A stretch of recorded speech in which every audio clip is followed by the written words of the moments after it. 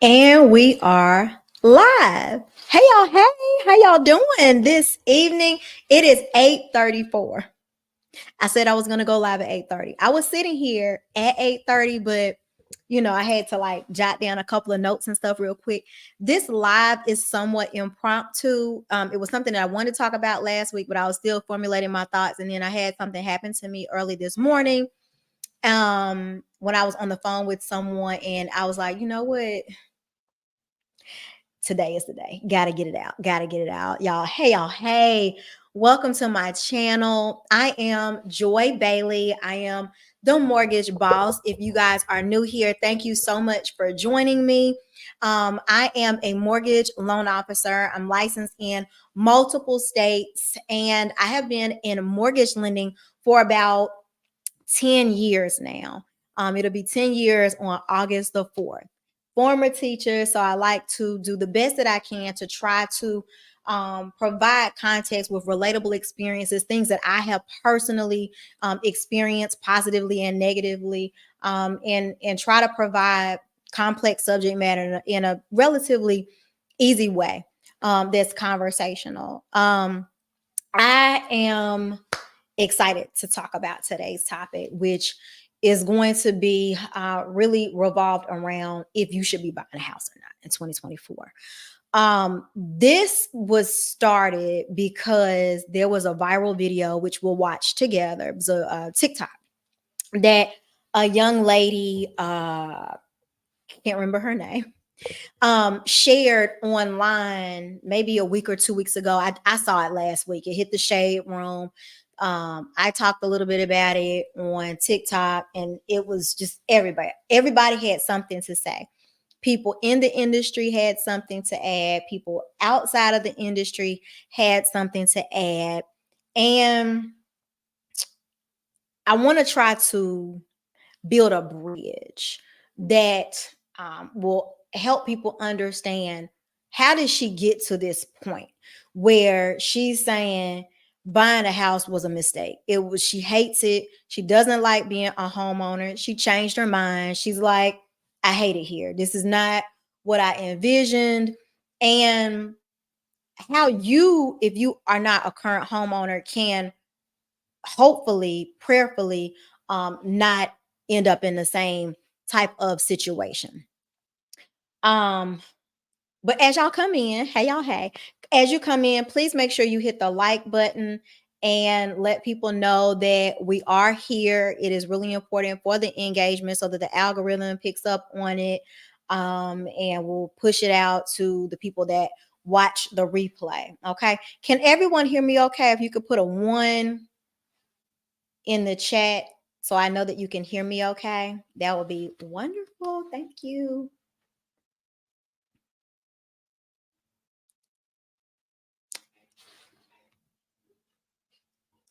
So who we got in here today? Y'all, I got so many freaking monitors up right now. Like, here we go. Awesome. Thank you so much, Nikki Nicole, Tanya, Sophia, and Pat Brown. I appreciate y'all. Thank you so much for joining me. Again, we got 20 people already. I am shocked. this is a lot for me. So thank you all for joining. I really do appreciate it. Sophia, you say you from Florida. You're from Florida. I'm not licensed in Florida, but I know y'all got an interesting market down there. So I don't know. Okay, you said, oh, through the fire podcast. Shout out to you. Thank you so much for stopping by.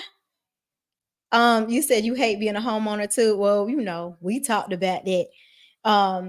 The Through the Fire podcast was on my last live stream and talked about how the area where he lives has changed or is in the process of changing. Y'all, I got a little rolly chair now so I could be like more comfortable when I'm working, and I can't stop sliding around. So I'm sorry about that. I'm so sorry about that. Awesome. Thank you so much. Baltimore. What's up? How y'all doing? I'm licensed in Maryland. So I can certainly converse about that.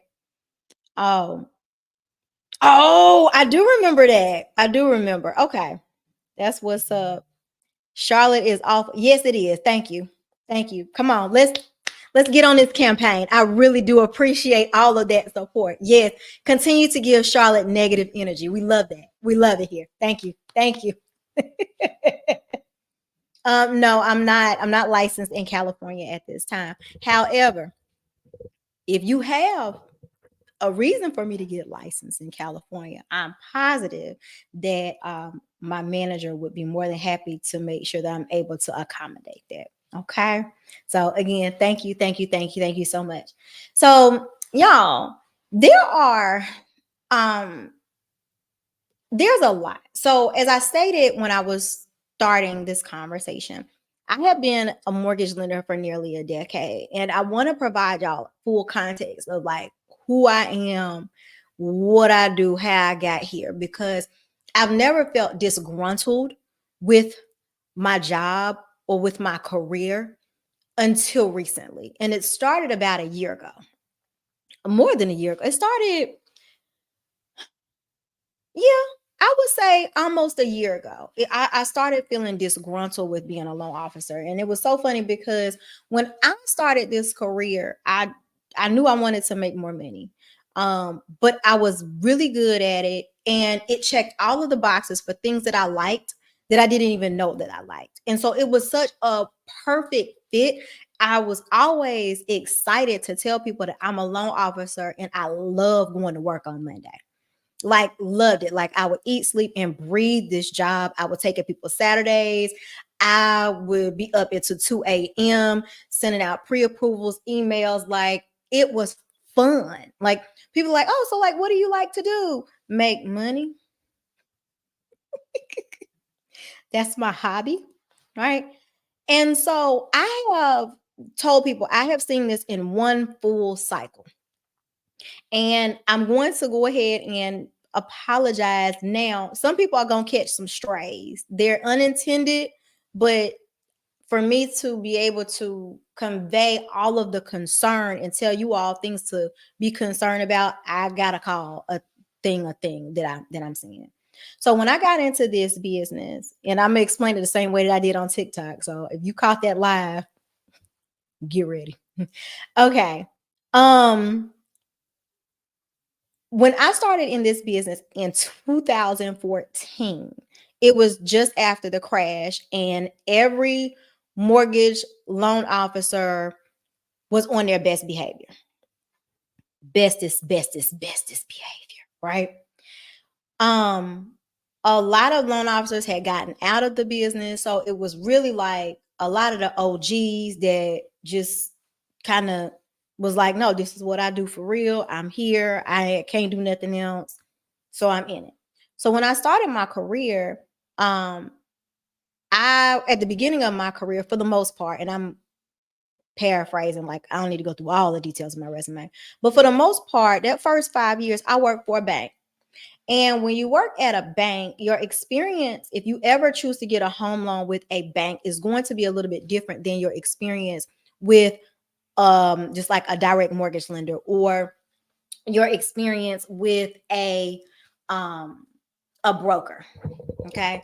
It's going to be a little bit of a different experience. And the reason for that is because of the compliance. Now, we all have compliance. Like, we have rules and regulations and things that we have to follow, and procedures and protocols and things. But banks, they are really serious about not getting sued.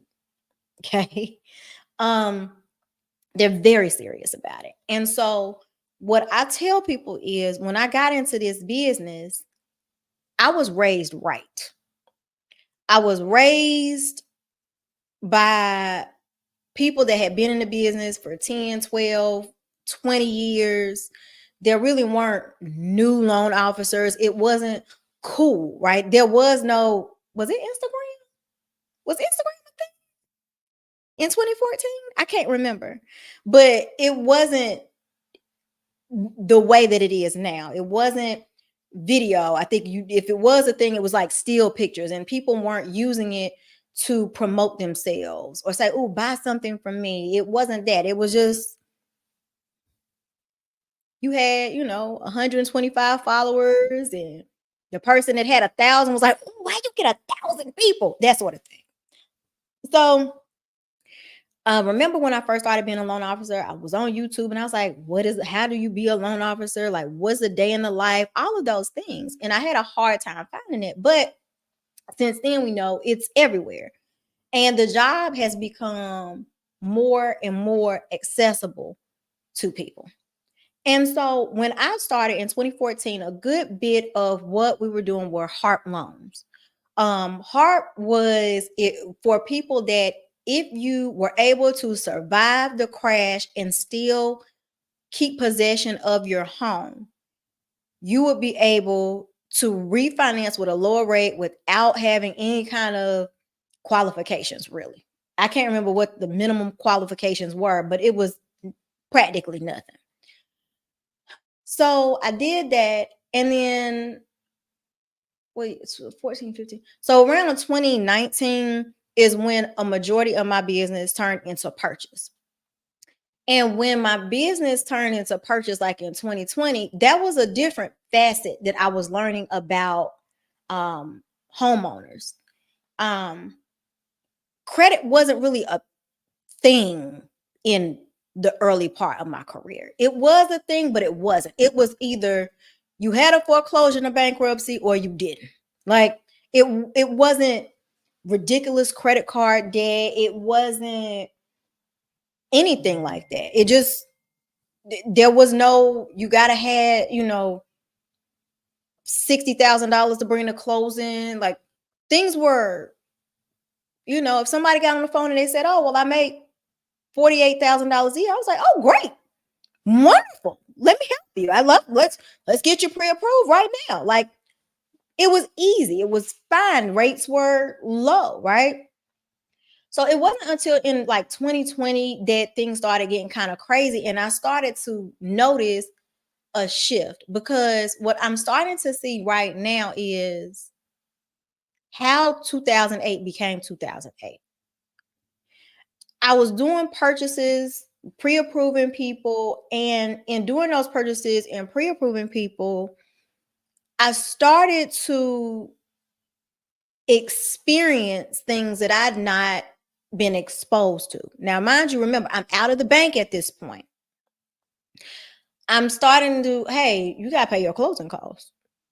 Sellers are not paying your closing. You got to pay your closing costs. I'm starting to get pushback on, hey, don't give them an FHA loan. Put them in a conventional loan. Even though the conventional loan may not be the best loan, still just put them in a conventional loan so they can get their offers accepted. I'm starting to hear, hey, I know that they said that they wanted their payment to be $1,300, but bump it up. So like how much, like the payment is $1,600. Like can they afford it? Like push it as much as you can.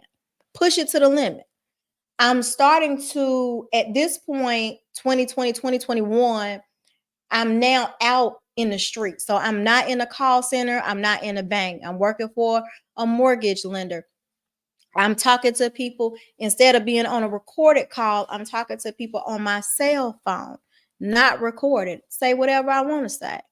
Don't matter. What you gonna do? Tell somebody I said something? You have no proof. You have no documentation of it. There's no history of what, who, what? I never said that. You heard me wrong, right? So 2022, we're starting to see interest rates go up. And because interest rates are going up, we're starting to hear people talk about 2-1 buy downs and 3-2-1 buy downs. And I'm like, what the hell is a 2-1 buy down? A 3-2-1? So now I got to go to the OGs. I got to ask the OGs, like, what is a buy down? What's a 2-1 temporary buy down? Somebody told me that, mind you, while I'm saying this, rates are in the 5s. Okay. Rates were like in the 5s or close to 6. And I started hearing, oh, well, so-and-so builder is offering a 3.99 Right. What? How? What do you mean? What? How's that? And that's how I found out about that. So I'm like, oh, well, I didn't offer it at the time. I didn't know a whole lot about it. I didn't know nothing. I'm like, I'm gonna get it, whatever. Cool. I didn't offer it. So I would talk about it very minimally. I talked about it on my podcast that I had. I have an audio podcast. I talked about it one time. I had one video over here on YouTube, and I had I think I mentioned it once on Instagram, but it sounded weird to me. It sounded strange to me because one thing that I will explain, like when I became a loan officer in 2014, y'all, it was like I'm up here. Meaning when you start talking about like qualifying for a home loan, like it was the best of the best, the cream of the crop. Like there was no non-QM loans. There was no bank statement. There were none of that fancy stuff that what we will call quote unquote creative financing now. It was you getting a FHA loan, a conventional loan, or VA or USDA. That's it. And even with that, you probably couldn't even get a loan with a 580 credit score in 2014. You probably had to have a 620, what I say, a 520 or 580 FICO score. You had to have like a 620 FICO score or a 640 FICO score. I'm up here. I'm being raised here. When I got into business, I was being raised here. Okay.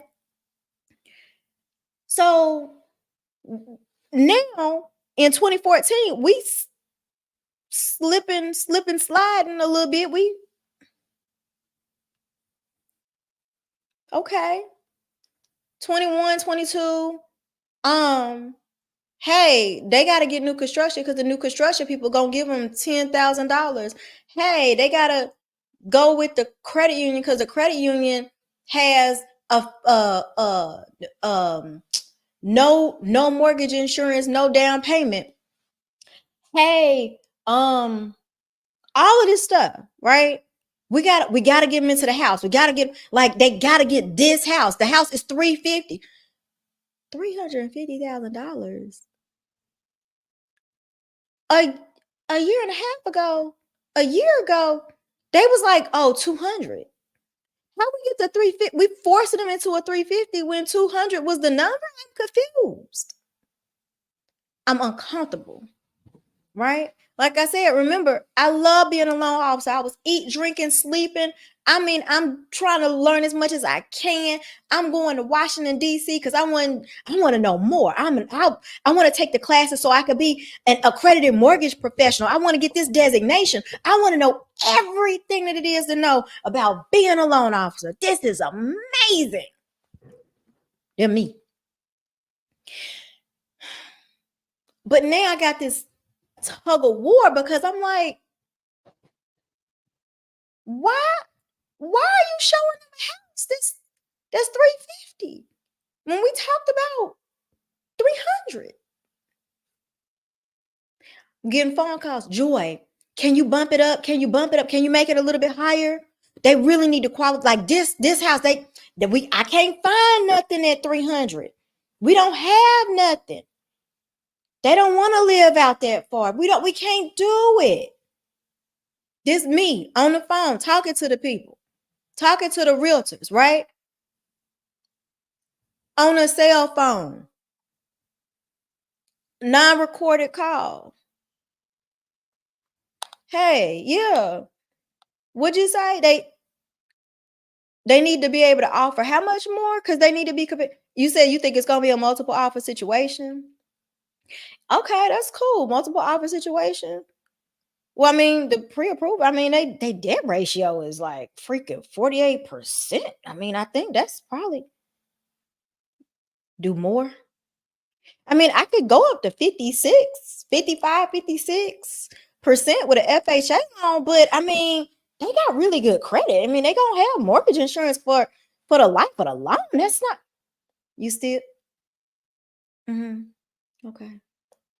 So you got a bump. Okay, I'm gonna talk to the I'll call the lady. I'm gonna see. I'll call the lady. We'll circle back. Okay, I get on the phone. I get on the phone with the buyer. Hey, I heard you found the house. Oh, you did? Yeah. Yeah, I know. And I know, I heard it might be like multiple options. So like, what we gonna do? Well, are you sure you want to get an FHA loan? Because the FHA loan, you got the mortgage insurance for the life. I'm explaining. Yeah. I need it. I need more. I need more. I need more. Okay. All right.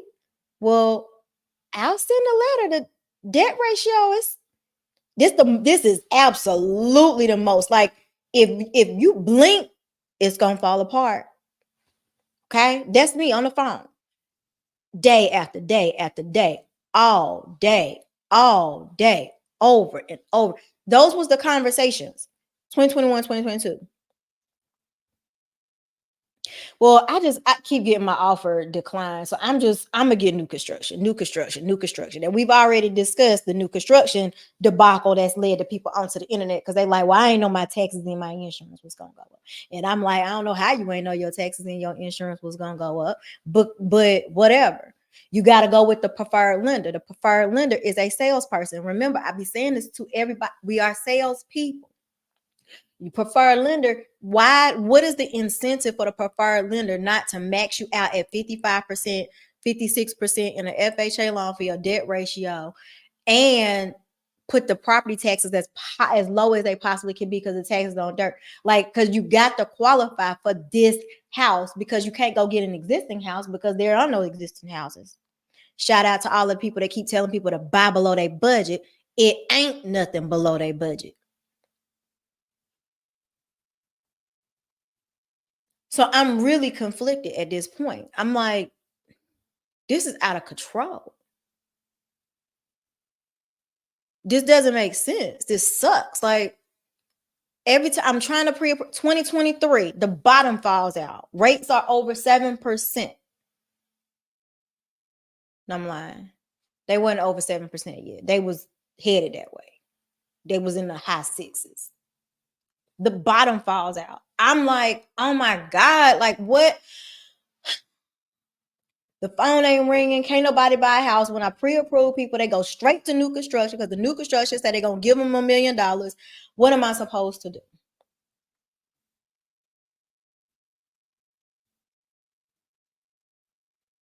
Okay, cool. It'll get better. One of the industry thought leaders, Barry Habib, came.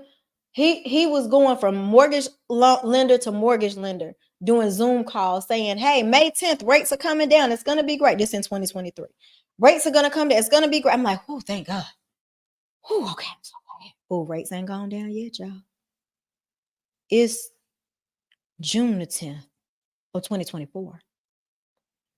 But we only know to tell y'all what they tell us because they supposed to know. I don't know that. I got a little AMP, but don't nobody come to me and be like, make your predictions and no, they don't be like that. So I'm just going off of what the industry experts tell me. The industry experts say to me, rates are supposed to come down. Here are the predictions. All right. In October, I had a moment with myself where I said, oh my God, this is it. I am at this point, I'm exasperated. I hate the fact that all I can do is tell people no all day. Every time somebody come to me and they want to buy a house, I'm breaking people's hearts left and right. No, you don't make enough money. I'm sorry. Yeah, 43,000. That's get out of here. It's not happening for you. Also in 2023, I made the announcement $100,000 is no money. It's a starting point. Oh, you can't say that out loud. It's discouraging. Oh, okay. It's math. And obviously, I'm talking about major areas, major, urban, Atlanta, whatever. Y'all know what a major urban area is. Okay, so now we in 2024. End of 2023, we in 2024. So for the past 5 years, I've been doing purchases. So now we're in 2024, and I'm like, the hell with this. I'm going back to Consumer Direct. In the Consumer Direct, I sit here in this chair. I put my headset on, and I'm like, thank you for calling. Let's talk about your life. What do you need? I'm on a refinance team. And you might ask yourself, well, why the hell would somebody be refinancing their house? That's what that, who's doing refinances? I said that too. Who's doing refinances? A lot of people doing refinances. A lot of people doing refinances for a lot of reasons.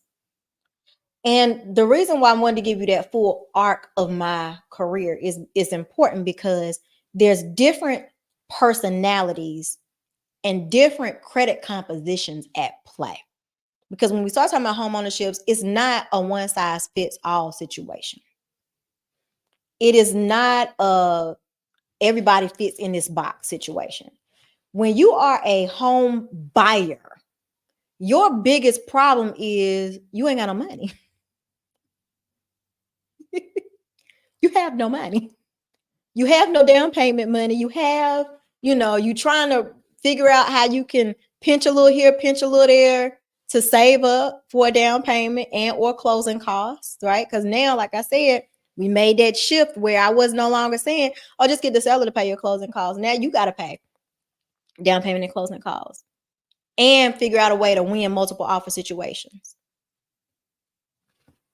And not only figure out a way to win multiple offer situations, figure out miraculous ways to try to increase the amount that you really qualify for. And now everybody that we're on the phone with, everybody that's being pre-approved is being maxed out because they don't have no money.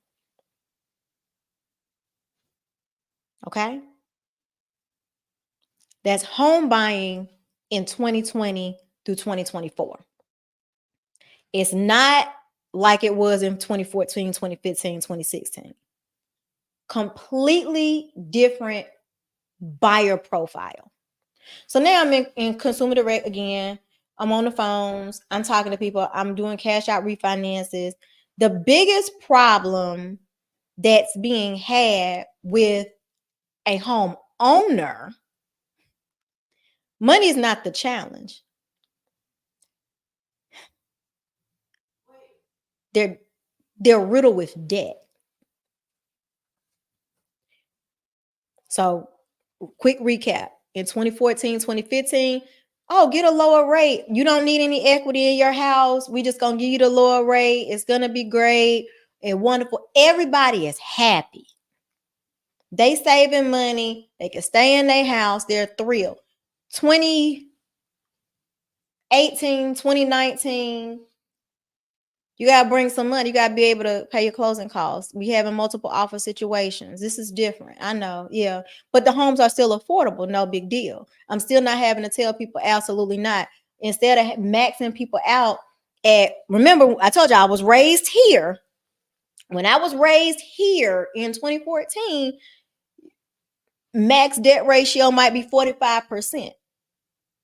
Because they had what was called overlays. Because remember, we're coming off of the crash. We just got called into the principal's office. We're on our best behavior. We 10 years past 2014.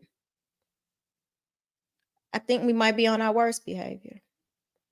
And I want to talk about it because these videos keep coming up over and over and over and over again. People getting on the internet and they're declaring their hatred for their homes, for their home mortgage, for their financial circumstances. So I'm gonna share this video. We're gonna watch it. It's about 5 minutes. I think I'm gonna play it through. I'm gonna play it through if y'all haven't seen it. And just listen to her. Because this is, remember when I was saying I'll be on the phone and the realtor's like, they need more, they need more, they need more.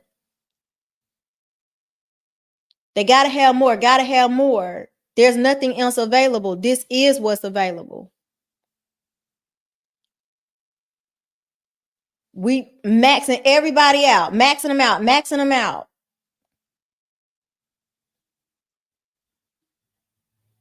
Listen to her story. Listen to her testimony about what her experience is now. Now, I'm going to preface it with this. As you listen to this, I want you all to understand I do this so much. I don't need the whole context of the story. I know when I hear certain little things, I already know what's up. So the way I heard her and what you guys are going to hear is two different things.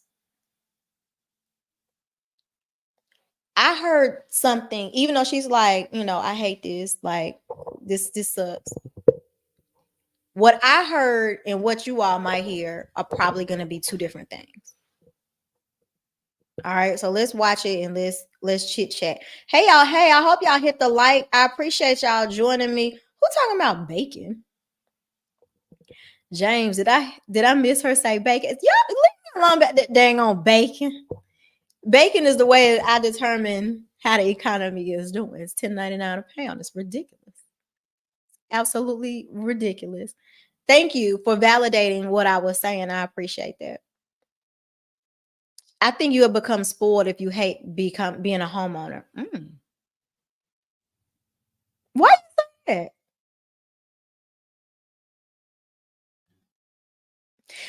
I'm gonna go out of order, so I'll wait until I play the video. The truth. Okay, thank you. Truth is the truth. I'm a realtor in Atlanta. It's a wild and crazy place down there. How long have you been a realtor? Hey, Sarah. All right. So, do I think that the bubble is going to burst like in 2007, 2008? I'll answer that. Remind me to answer that. Okay. Hey, Lady T. Thank you for joining. All right. Yeah. Please, please, please, please, Stephanie. Please do not let me forget to answer this. Okay. I can't just yet because it'll be out of order. But all right. So let me cue up this video for you. You said since 2000. Oh, so you know what I'm talking about. It has changed. It has, oh my God. It's totally, totally different now. All right, hang on. I don't know if I'm ever gonna be like smooth with these transitions when I'm trying to share things. Like, I don't know if y'all follow the lead attorney, but like his be like, and I'm like, where is that screen? Where is that? What am I looking for? And I still ain't got it right. Oh, okay. Let me try this. Oh, hang on, y'all. Bless my little heart. Struggle streaming. Y'all, please bear with me. I appreciate y'all. Y'all don't understand. Okay. Share screen. Window. Here we go. All right, I got it.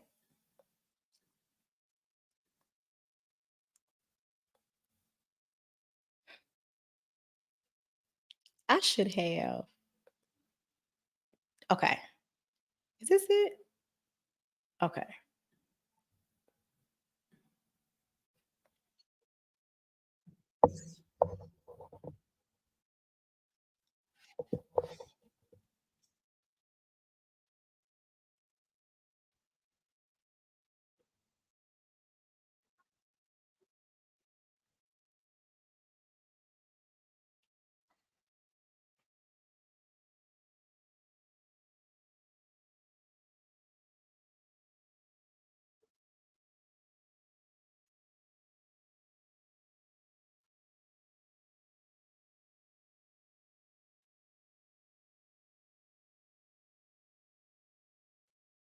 You can't hear it?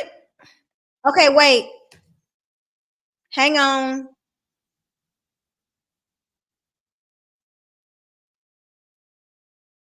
Hang on.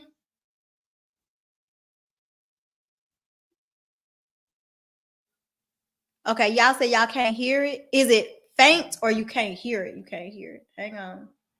I'll turn it. Let me try it.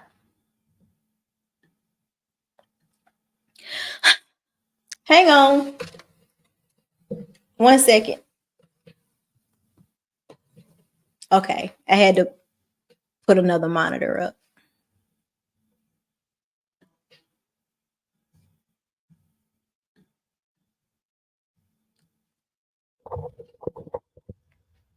Okay, let's try this again.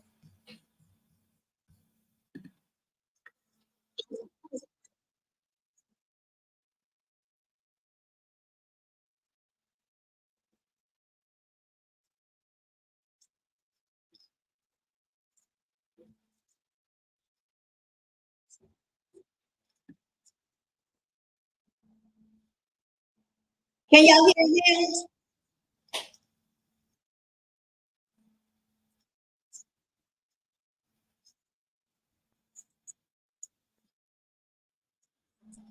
What?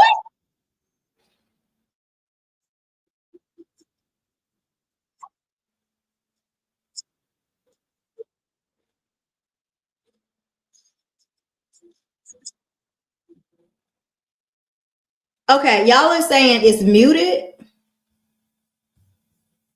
Why can't y'all hear it? I just muted it on purpose. But what? Hold on. Can you hear me?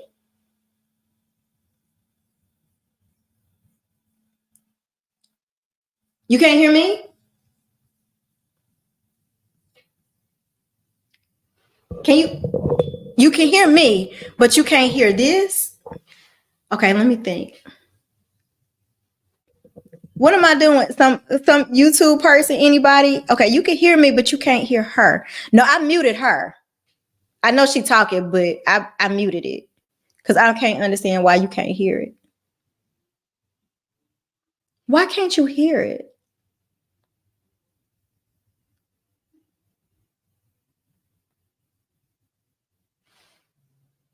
Okay, hang on. Cause this is gonna annoy the daylights out of me. Um,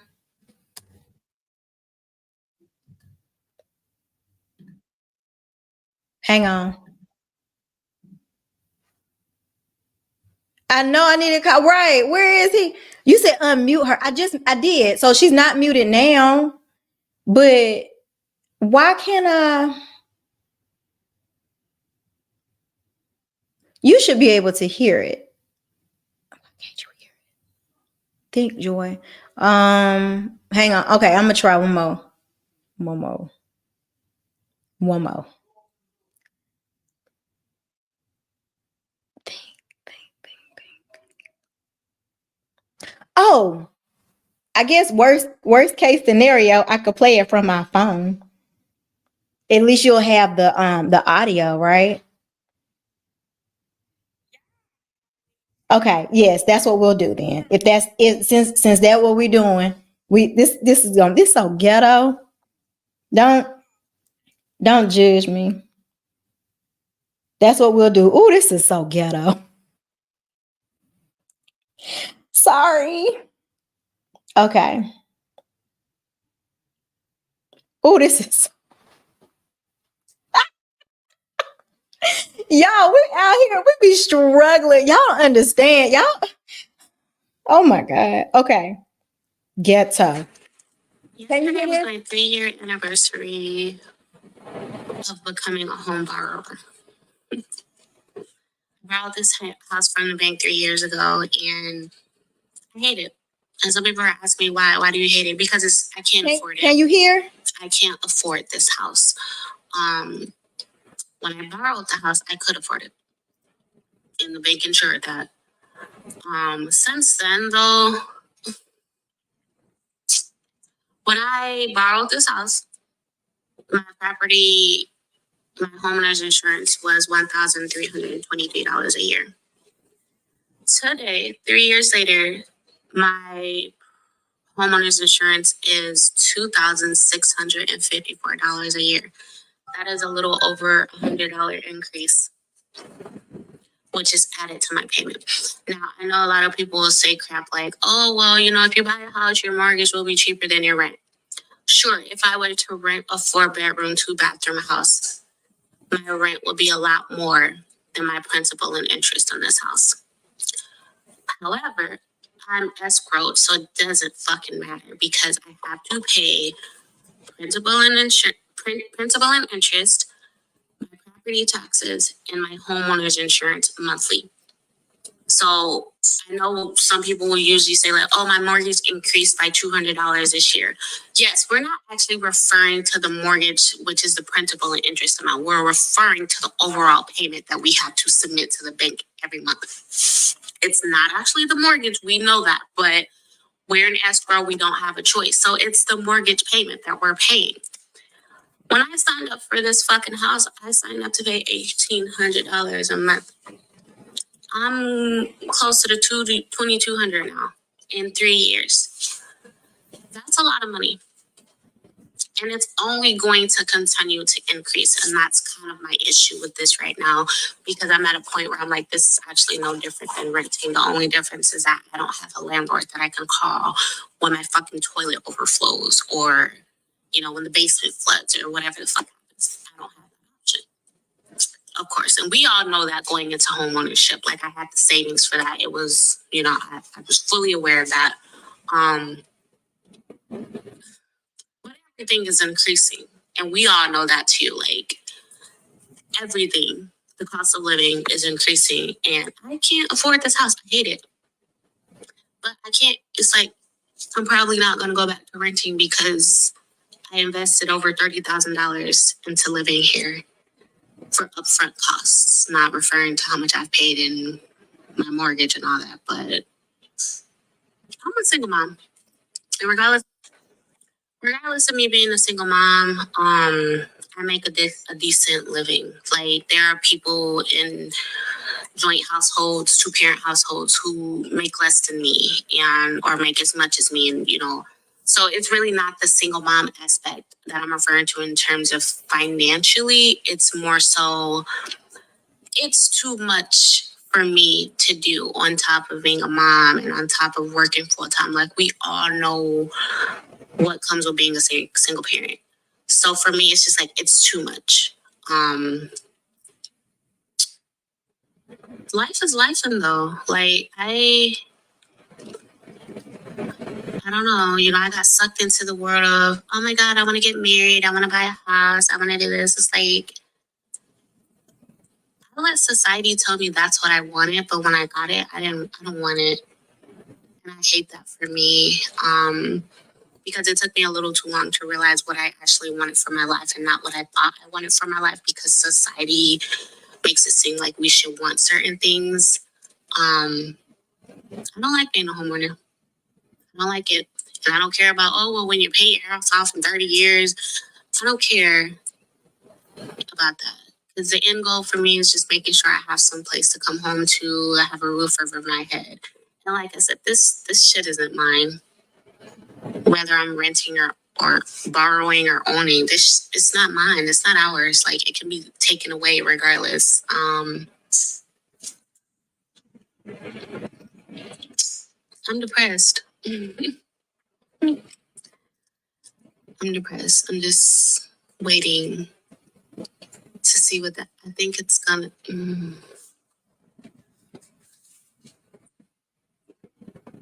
I'm stuck. I feel stuck. I'm depressed. I feel stuck. I feel lost. I'm not happy.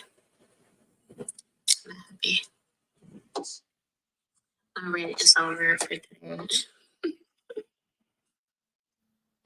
All right. So I apologize about the technical difficulties there. I don't know why y'all,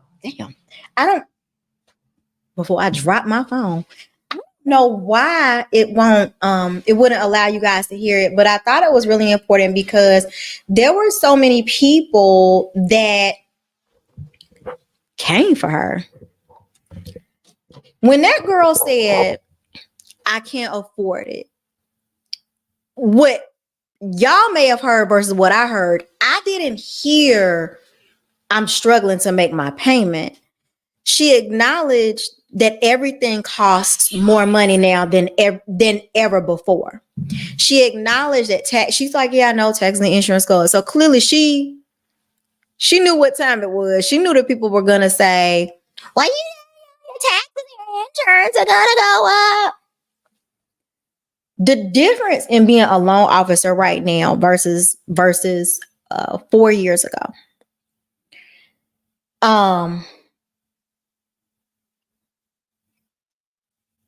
Inflation happened.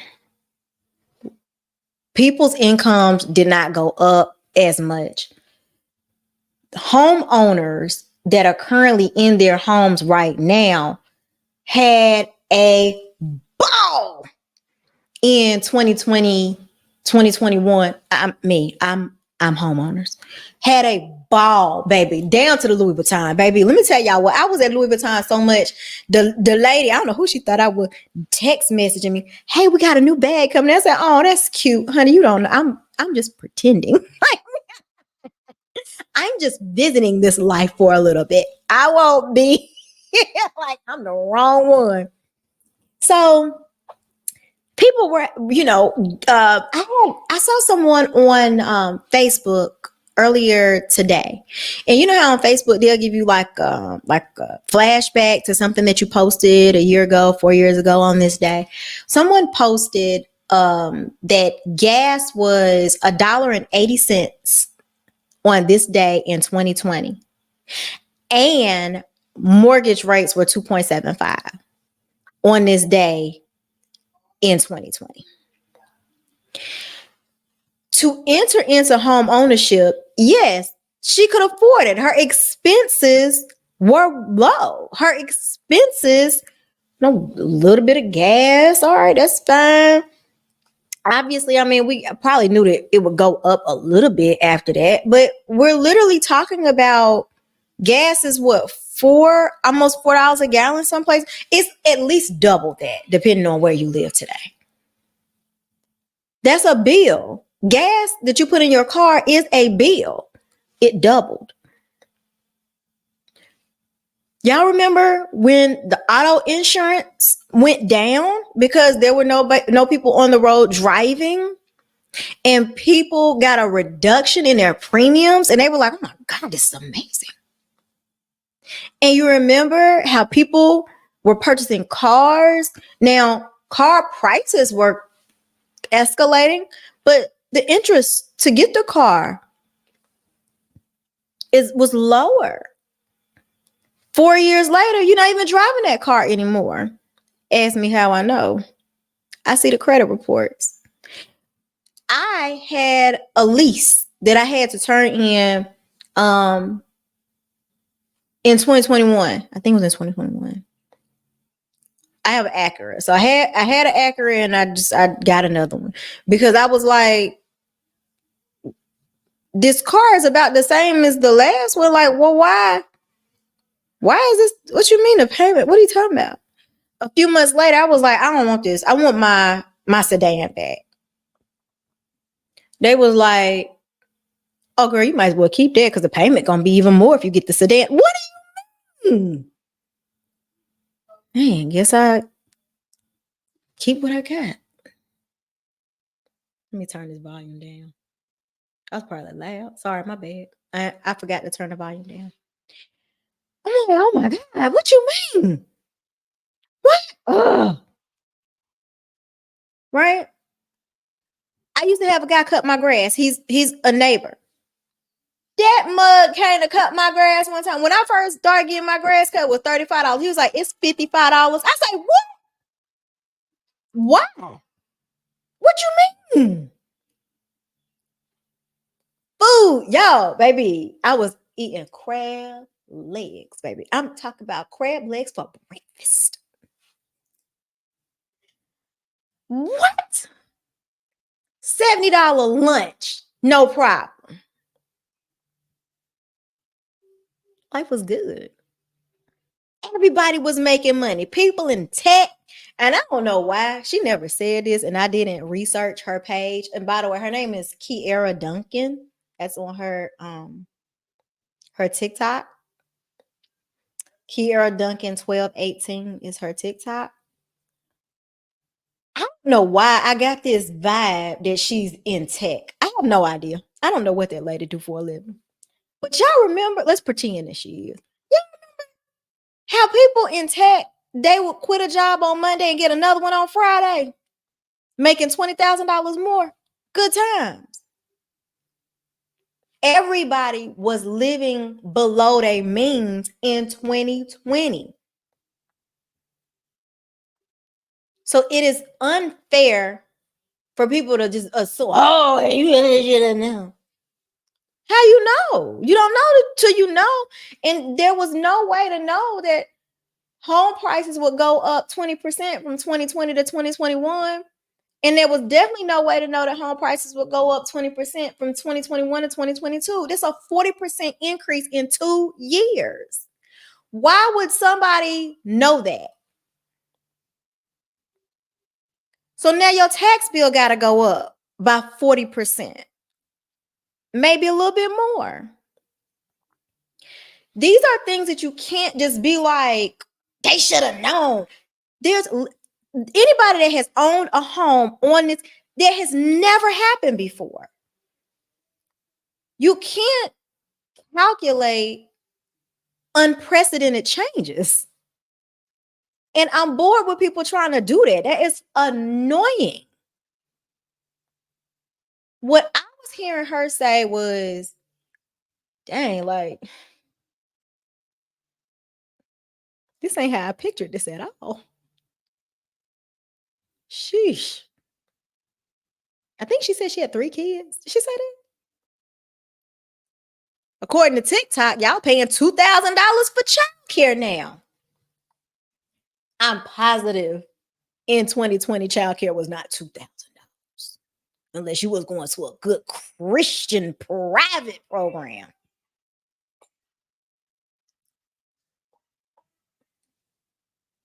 It's crazy.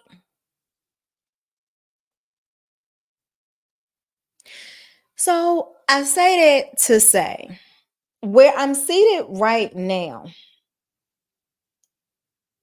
is I deal with homeowners that have let the good times roll. They might have been in their house since 2010, 2012, 2015. And now they got 40, 50, 60, $80,000 in credit card debt. They're drowning. Different set of problems, different credit profile, different everything. Did they have to be using their credit cards? No, they didn't have to, but they did. Because stuff got more expensive and their incomes did not keep up with it. Everything is more. We talked about like greedflation and inflation. Everything is so much more. It's freaking out of control. And what you gonna do? Not eat? That's not an option.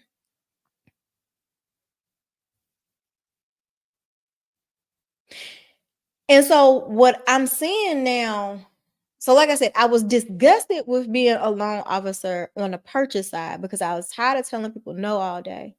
I was bored with that. I got on the refinance side and I started saying, oh, this is better. I feel like I'm helping, right?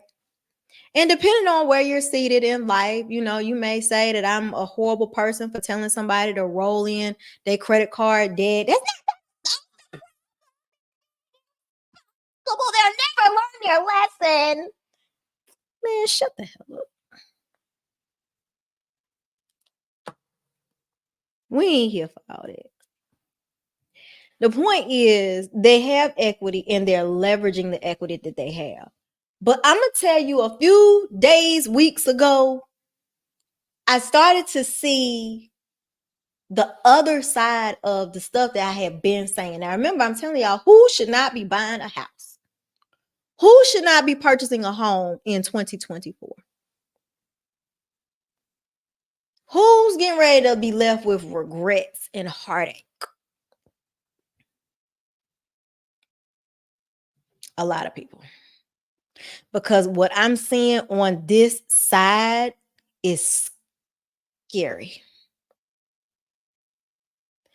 For the first time, me and a friend of mine, she's a loan officer. We went out to eat on Friday. And I was almost in tears, like real tears, because I was just lamenting over some of the situations that I'm hearing people in. And these are not poor people.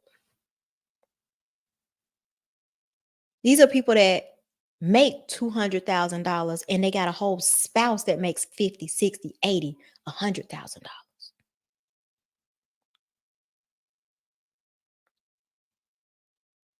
Now, I knew when people started talking about the 2-1 buy down, and remember, I told y'all I was raised up here. So I'm up here like, I can't believe, why would they give somebody a loan like that?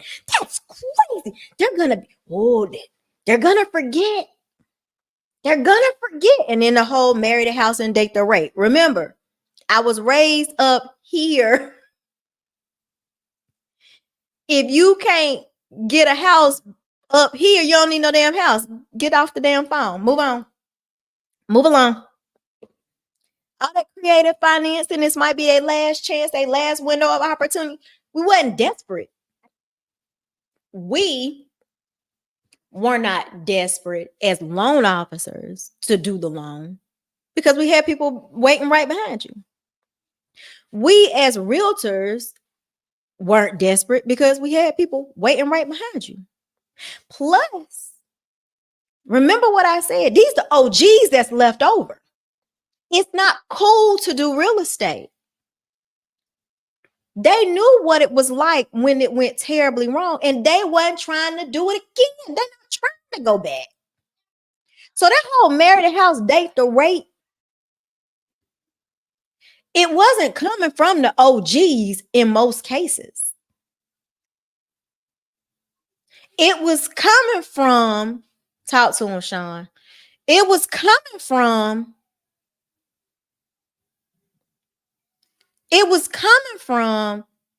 people that heard somebody say something and they just repeated it.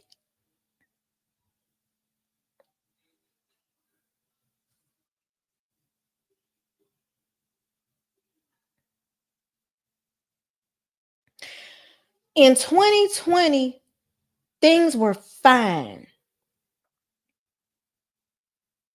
In 2021, it was out of control. In 2024, this is the beginning of the fallout. I have never been concerned about mortgages before. I always take the stance, and a pretty hard stance, y'all, ain't no crash coming. But lately, I have been feeling like, wait a minute. Something got to kill. Something got to break. Something ain't right. Like, something's amiss. Somebody lying. I'm not an economist. I don't know. I don't study the economy. I'm not going to get up here and pretend like I do. I have no idea. I read, I listen, I follow thought leaders. But it's a disconnect between what's being said and what I'm seeing, and I'm talking to the people every single day. Remember, that problem is not money. When you own a house, debt's not really a problem because you could tap into the equity. We got more equity now in homes than we've ever had before. All you got to do cash out refinance, pay that debt off, don't do it again. But I'm 4%, my 3%, my 2.5% rate.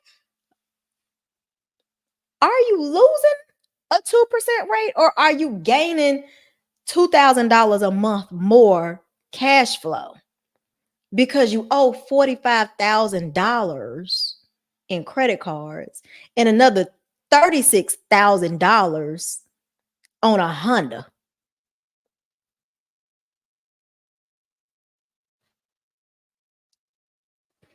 Girl, what you doing? But y'all, it wasn't until the last 5 days I had 3 calls. Call number 1, I talked to a person, the husband, well, the person I talked to, quick bullet points, 585 FICO score. In case you don't know, that's called bad credit. Like, we got to work off the same definitions. When I say bad credit, to me, bad credit is really anything, I guess, less than like 660. And the reason why I say that is because once you are at 660, you qualify for everything pretty much. Even some like non-QM products.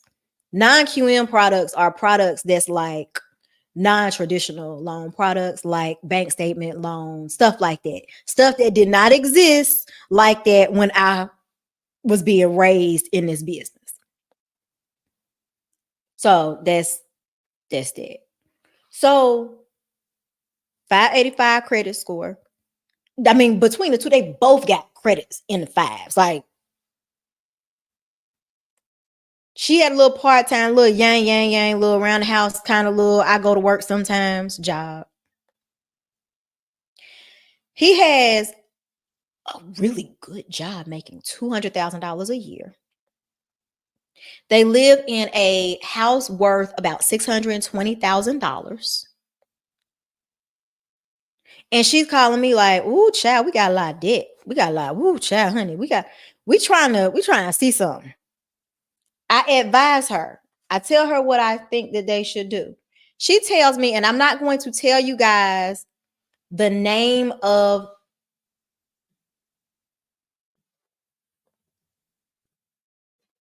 I'm not going to tell y'all the name of the company because I don't want anybody to think that I'm trying to like disparage them or anything like that. But I will give you enough clues for you to go find it on your own. How about that? So I look at the credit report. Okay, you got a mortgage. They only owe $233,000 on the mortgage. They had some credit cards. I'm making a suggestion. Well, if you're gonna go to the well, you might as well go ahead, roll these credit cards in. I started explaining to her how we'll pay off the car. She started pushing back. Well, why would you pay it off? You could just give me the money and I could pay it off. Oh, girl, you are addicted. I'm trying to help you, and you want me to pour more water on you and help you drown, don't you? That's fine. Ma'am, you can do whichever way you want to, whatever makes you comfortable. So then she tells me what's really important to her is that they have this loan. This, I'm reading off the website, home equity investment. And she starts to describe to me what it is. And I'm like, well, I don't see it on your credit report. What are you talking about? This home equity investment that they went on the internet and found. And in finding it on the internet, remember I just told y'all they had bad credit. On the website, it says home equity investment, get up to $500,000. It says no monthly payments. It says no income requirements. It says no need for perfect credit. I had never heard of anything like this in my entire life. Somebody tell me, put in the chat, how do you think this company makes money? I just told y'all is no monthly payments, no income requirements, no need for perfect credit.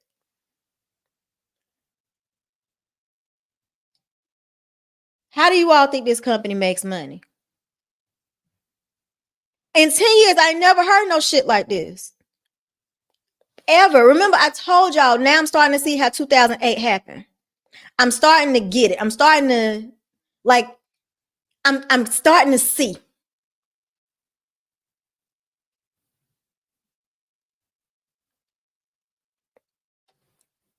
Because all of this stuff is just like, wait, what?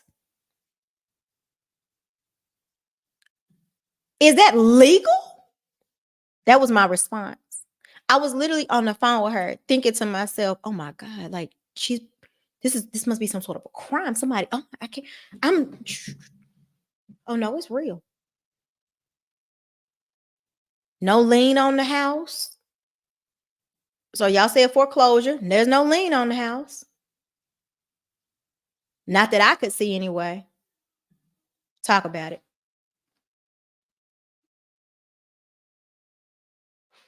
They are going to take their future equity. The lady that lives in the house with a man, that's her husband that makes $200,000 a year. See, this is why I be trying to explain to people. You cannot be throwing stones at people that make six figures. They just got a little bit more lucky and they just happen to have a better skill set that commands higher wages. That don't make them smarter than nobody. They be in debt too. You cannot throw stones at a six-figure person because you think that they doing better or because you think that they can't stumble and fall or slip. That is an unfair narrative that poor people, I'm going to call it what it is, that jealous poor people have decided should be the story. And that is just not true. Everybody in America, the culture in America is to live just a little bit more than what you make. That's why we have credit rating system. That's why we have banking system and interest and all of these things. That is what we do here across the board. Rich people, poor people.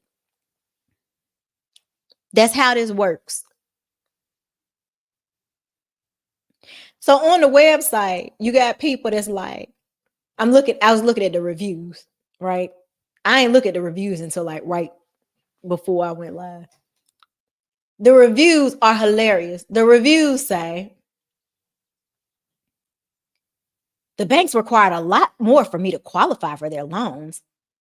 This company came in and said, here's an option for you. They in California. This company solved two problems. We got to stay in our home and I got the debt relief I was looking for. Well, baby, why you ain't just do a cash out refinance? Y'all know why they ain't do no cash out refinance? Because they ain't want to lose their interest rate. The fuck? You better lose your whole house. What is wrong with you? But the whole time I'm listening to this lady and she's telling me this story or whatever. And ultimately they decided that they didn't want the loan with me because the interest rate that I was offering was too high. Well, I think we're going to look at getting a home equity line of credit. I said, you don't qualify. All right. Don't listen to the little black girl. I don't care. Hey, that's on you. Stupid should be painful. Oh, they going to feel it. Not only on the website, it says, get cash today. You receive one lump sum payment. You can use the funds for whatever you need. In exchange, this company gets a slice of your home equity. So they borrowed $73,000. That was in 2022. It just got to be 2024. Y'all, I'm laughing, but I'm not laughing because this is disgusting. Like, I'm laughing to keep from crying. It says that you can, for up to 30 years, there are no monthly payments ever. You can buy back your equity at any time within a 30-year term with no penalty. You maintain complete control over your home.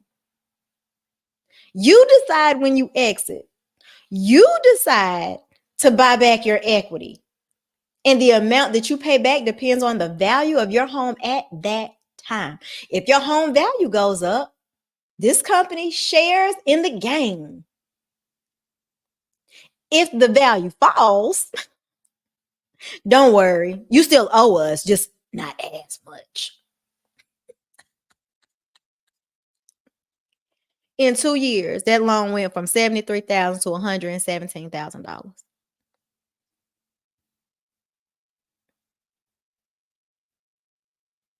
So thing number one, who should not be buying a house? Desperate people. These loan products are getting riskier and riskier. And that's why I was sitting down, I was eating with my friend on Friday, and I was on the verge of tears because I'm like, how did we get here so fast? It's like a slippery slope. We ain't even, we went straight down the mountain.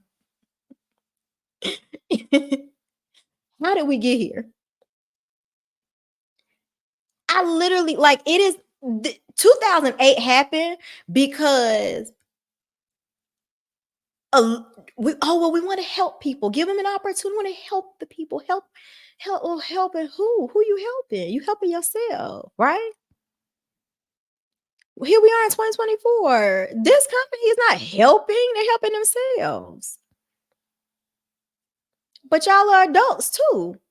So I can't even really be mad at the company. You don't want to sign up for it.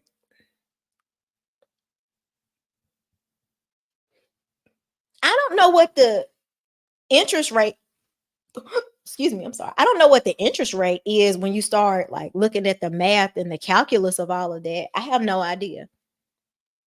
Because if the home value is $620,000 and you only had $40,000 of appreciation, what's 40 in the 600? That's not even 5%, is it? What is that? Almost 10%? That's like 8%.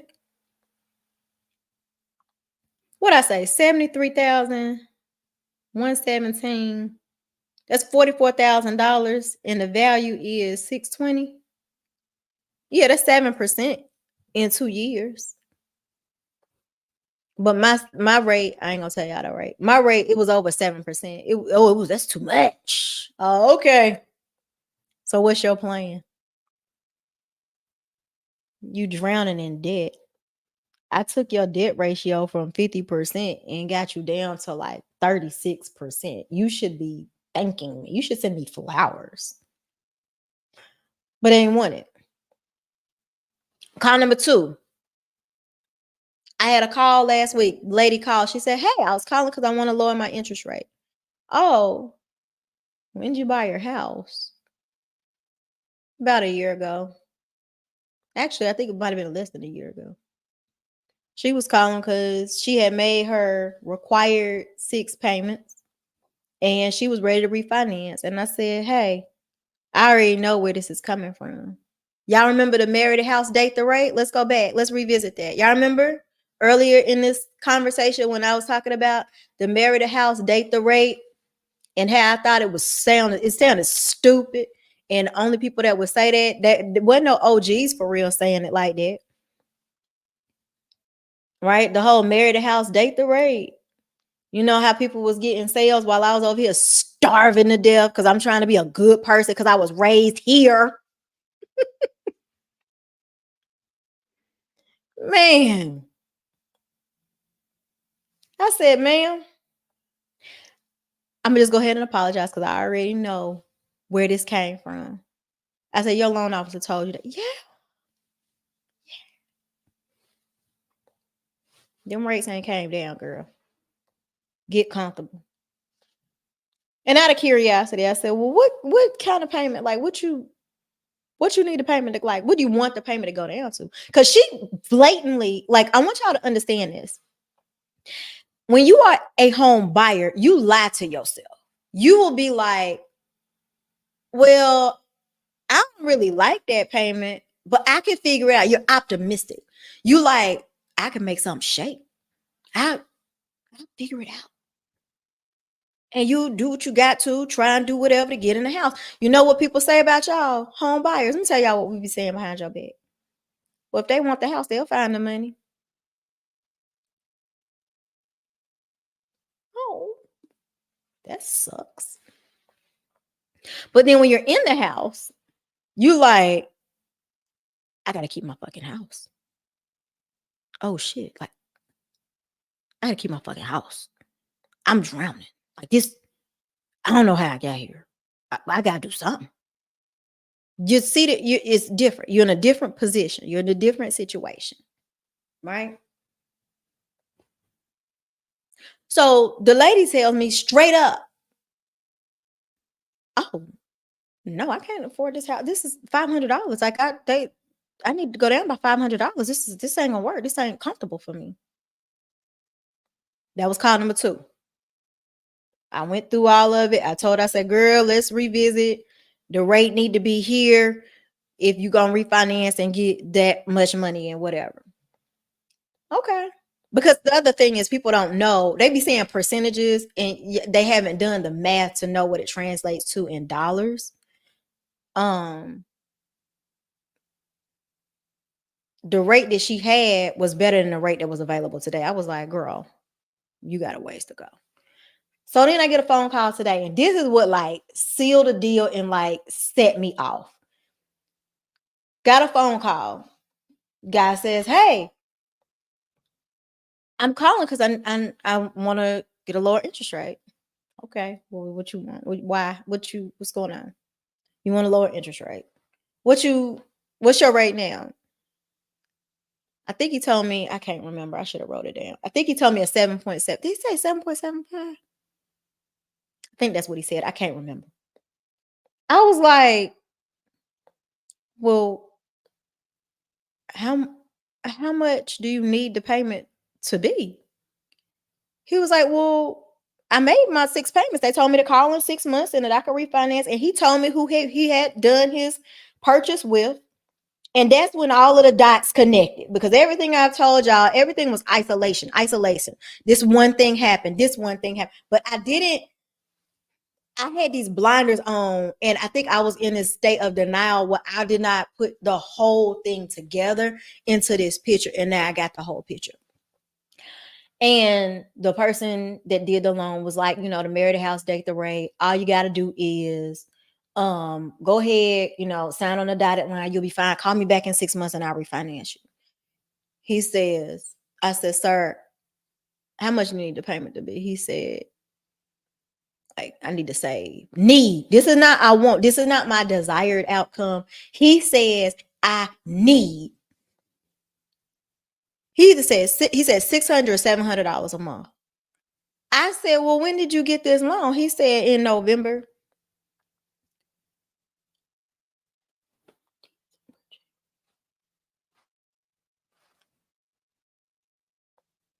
I said, sir.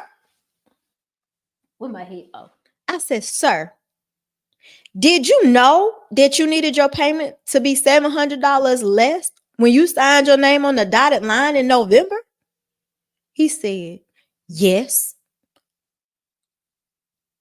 So now my whole everything, I'm sitting here shocked, appalled, stunned, because now I have to apologize on behalf of some loan officer I don't even know.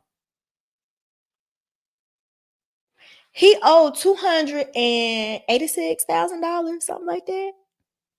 I don't know what the payment was. We didn't get into the mechanics of it because I just knew I ain't had no rate. It wasn't gonna happen. The goal of the conversation was to make sure that he fully understood. Don't pick up the phone and call nobody else because this is not happening for you. He was like, oh, and I got a homestead exemption. And well, first of all, he got into a house.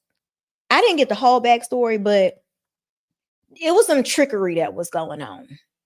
It was some trickery because he was like, well, when I got it because they told me it had to be a second home, like a vacation prop. Well, how much money you put down? I'm asking $700. Yo, I said, sir, your rate. Who? Oh, I'm trying to get my cursor to say. Oh, you got a long way to go. I'm like, bro,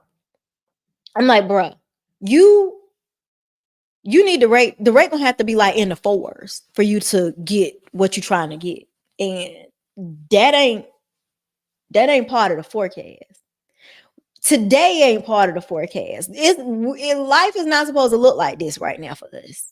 Shout out to the 140 people in my live. Y'all, thank you so much. I appreciate y'all. I love y'all. Please make sure y'all hit the like button. I don't think I ever had 140 people before. Hi. Yeah. And so I'm going from A to Z explain. I said, sir, I'm really sorry. I know what happened. I know what they told you. I know why they said it. But it's not true. You should not be buying a house in 2024 under the promise of a refinance. If somebody has talked to you, your real estate agent, your realtor, your loan officer, your broker, if somebody is saying to you, let me be real careful when I say this. If your affordability, like the comfort of you being able to make the payment, hinges on the possibility of you getting a lower rate later in life, you do not need to be purchasing a home. I said on TikTok earlier, I was like, put that house back. Put the house back. No, that's not the company. That wasn't the company, James. I'm not gonna tell y'all who it is, but I'm gonna tell y'all. I'll give. So if you are someone that is watching and you want to purchase a home, and if you are someone that is wanting to purchase a home and you are at the point where you are maxing out your debt to income ratio, and the selling point to get you over the hump into getting you to sign on the dotted line is when rates go down in 6 months, just give me a call and we'll give you a lower rate. Don't worry about it. And also, I can tell you with confidence, it's delivered that casually too. Because when you say it as a salesperson, if you don't deliver it casually, it doesn't come across like you know for sure, like what you talk about. You got to say it like everybody knows.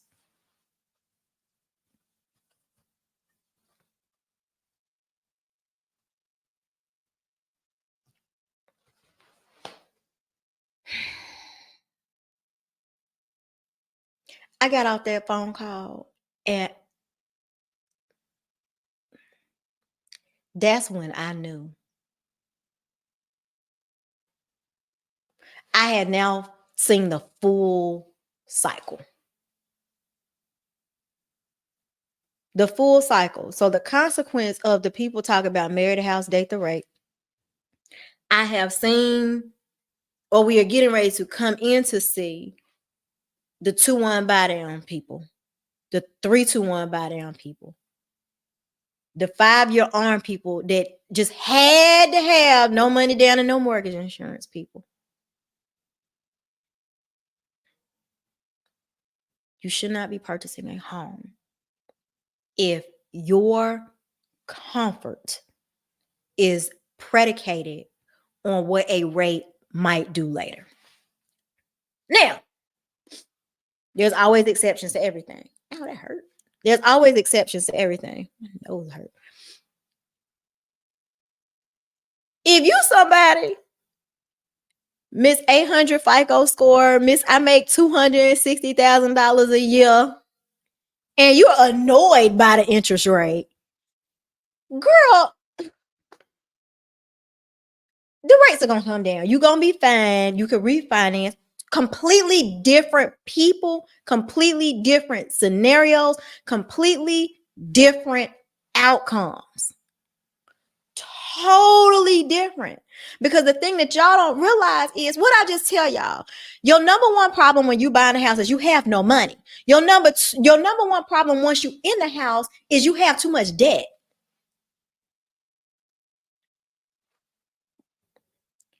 Who's to say that you could qualify for a lower rate? That's not a guarantee, y'all. That's not a strategy. Buying a house saying, oh, I'll just refinance in 6 months. It is not a strategy.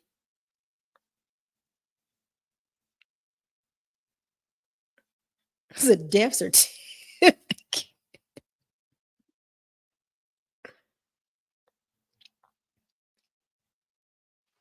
All right, let me catch up on these comments before I go to that second thing, and then I'm gonna be done because y'all this is ridiculous.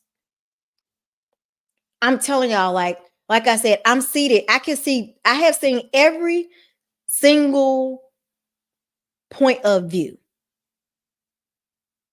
The realtor's like, I gotta sell something. The loan officer's like, I gotta finance something.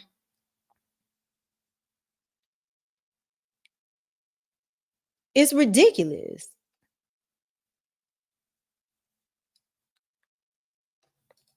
Home insurance rising means that your value is rising. If she hates owning so much, sell the house and collect the gain.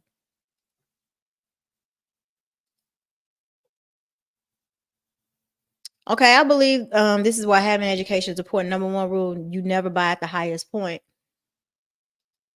What if you don't have no choice? But does that mean that you just don't have a house? Like there's a opposite to everything. My whole thing is I'm telling y'all straight up, as a loan officer, I don't like how this shit look. I don't like how it looks. I don't like how it looks for nobody involved. My cousin financed a $200,000 home. Her first time, I told her she should have never made such a big. That's not a lot. I mean, I don't know what year it was, but then what? I mean, what was she going like? I don't know no houses that's like. Again, I'm thinking about major areas. Yes, I do talk to people. They're like, "Oh, my value is 190." I'm like, "Where do you live at?" It's somewhere in Michigan. Oh, okay. Little running coke action. Um, yeah. Homestead for property taxes. Y'all, so the man that I was telling you about, the man from earlier today, he was doing a homestead. He hadn't gotten the paperwork and stuff completed. Now I don't know anything about homestead, like that ain't really a thing in North Carolina, so I don't know how it works all the way. But I'm pretty sure he wasn't gonna save $200 or $300 a month.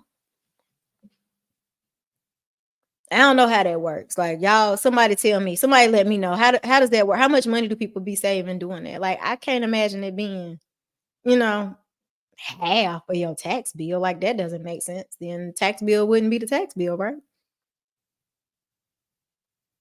I don't know. So okay, it caps the property taxes to a certain amount if it's your primary residence. Which okay, well then that does make sense because he was saying it was a second home, like when he bought the house, so he's trying to get it reclassified into a primary residence.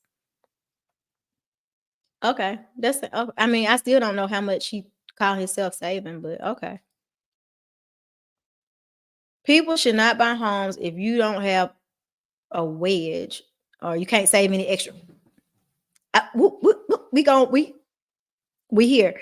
Okay, an extra $300 or $500 should not bankrupt you, but I get it. It's $200 here, $100 there, $150 here. Yeah. Um, and before you know it, it's an extra $1,000 a month. Yeah. You let me I'm gonna use you as my segue into that third reason, Sophia, because y'all gonna hate me when I say that one. All right, Sarah. I live in one of the highest tax areas of my county. Have a homestead. It's only $200 a year. I need a job in banking. No, you don't. That's why. Okay, so this is the side note, y'all. And I said this on TikTok, and I debated back and forth, like, should I say this? Should I say this?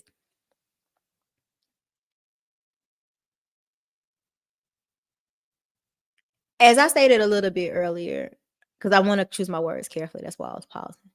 As I stated a little bit earlier, when I was providing a context of the arc of what life has been like in mortgage since I got in 2014, I was raised here right after the crash by people that went through the crash. If you coming in here,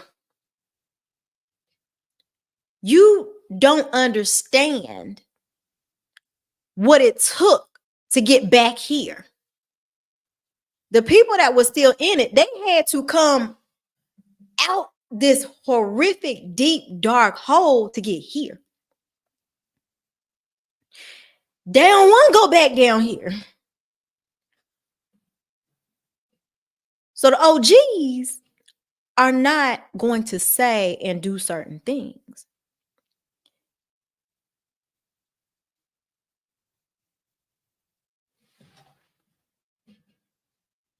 The more scary loan products, like, so when I was saying, like, I was in the bank, you got VA, FHA, USDA, conventional loan.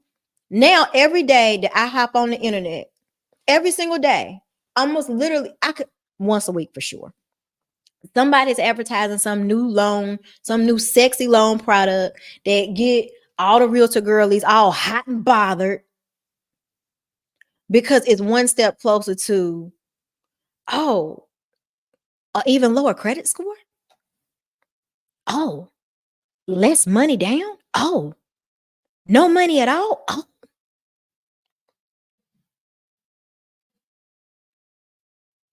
And I'm gonna just say this: you got 3 places where you can get loans from. You can get a loan from a bank, which they're always going to be the most conservative because, like I told you at the beginning, they ain't trying to get sued. They like, look, now we got other stuff to run over here. Okay, we got credit cards, we got other lines of business to protect. You got direct mortgage lenders like myself. So I work at a independent mortgage company. We don't do nothing else except do loans. And then the third option is brokers.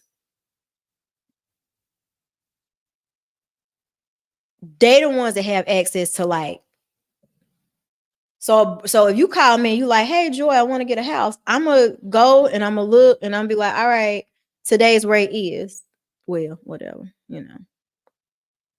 I'm not gonna be like, oh, let me shop from my 40 lenders that I work with, because they not learning no guidelines to 40 different lenders, first of all. Okay. I explored the idea of being a broker, and I really liked the idea a lot. They have access to more loan products. I remember my one friend, she became a broker. She was like, she could say yes to like 9 out of 10 people versus where she was working before. She could probably only maybe pick up 4 out of those 10 because, again, they have all these different little like loans. And so to help you all understand the difference, I'm a who been talking. So I'm gonna use Sophia because she been talking. And what's this, Alicia? I'm gonna use you, right? Because y'all two been talking. Okay, so if I'm a broker and I open up my screen because Sarah want to get a loan. Open up my screen. Okay, you want to get a loan? Okay, awesome. All right. So every loan product exists because somebody, Sophia, might be willing to buy it. Who I say? I forgot. Who was Alicia? Sorry. They're willing to buy it. So me, Joy, me in real life. I'm gonna give you what Fannie Mae and Freddie Mac got. What they talking about? That's them the options for the most part. We got a few more, but I mean, for the purpose of my conversation right now, them the options. These the guidelines. If you don't fit in this box, keep it up the block. But brokers, they can find Alicia who might say, where Joy says, oh no, your debt to income ratio can't be more than 50%. I'm making this up to illustrate my point. Your debt to income ratio can't be more than 50%, and your credit score cannot be lower than a 580. Well, Sarah like, well, that ain't my credit profile. Or worse, Sarah's realtor is like, I gotta find somebody to get it done. So she take her ass down to the Facebook groups and is like, hey, I got this client with a 475 credit score and no money down. Who can do this loan? No, what the?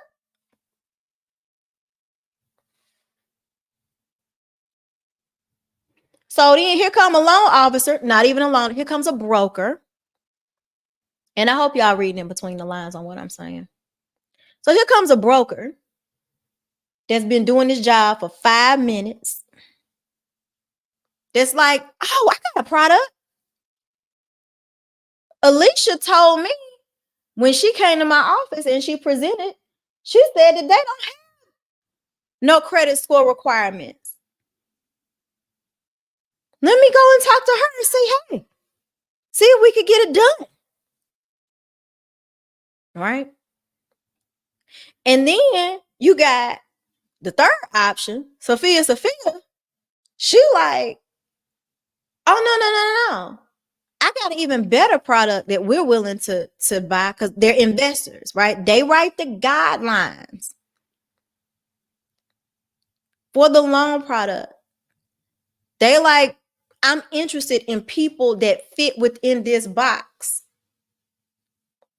Her box is, shit, I don't even need you to have a job. No job, no income. You ain't got to put no money down. Just tell them just to like go on and just sign up. What y'all think the realtor's gonna do?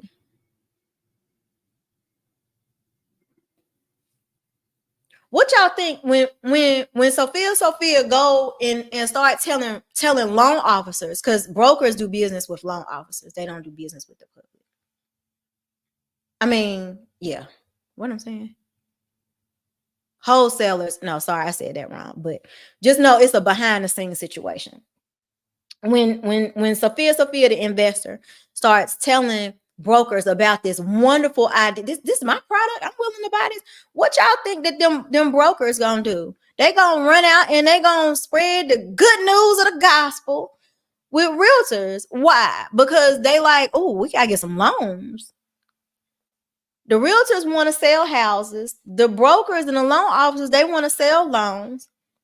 You desperate. You just want to buy a house as a home buyer. You don't know shit. So there you go. And it'd be so funny to me because the same people that'll be like, I would never. Yes, you would. Yes, you would. You would if you could, but you can't, so you don't. That's what I'm talking about. Like this thing is, y'all, I'm very concerned. So anyway, just know that there are different loan products that are out there. I still am a firm believer there's nothing wrong with loan products. It's just a problem with the hands that the loan products get into. But anyway,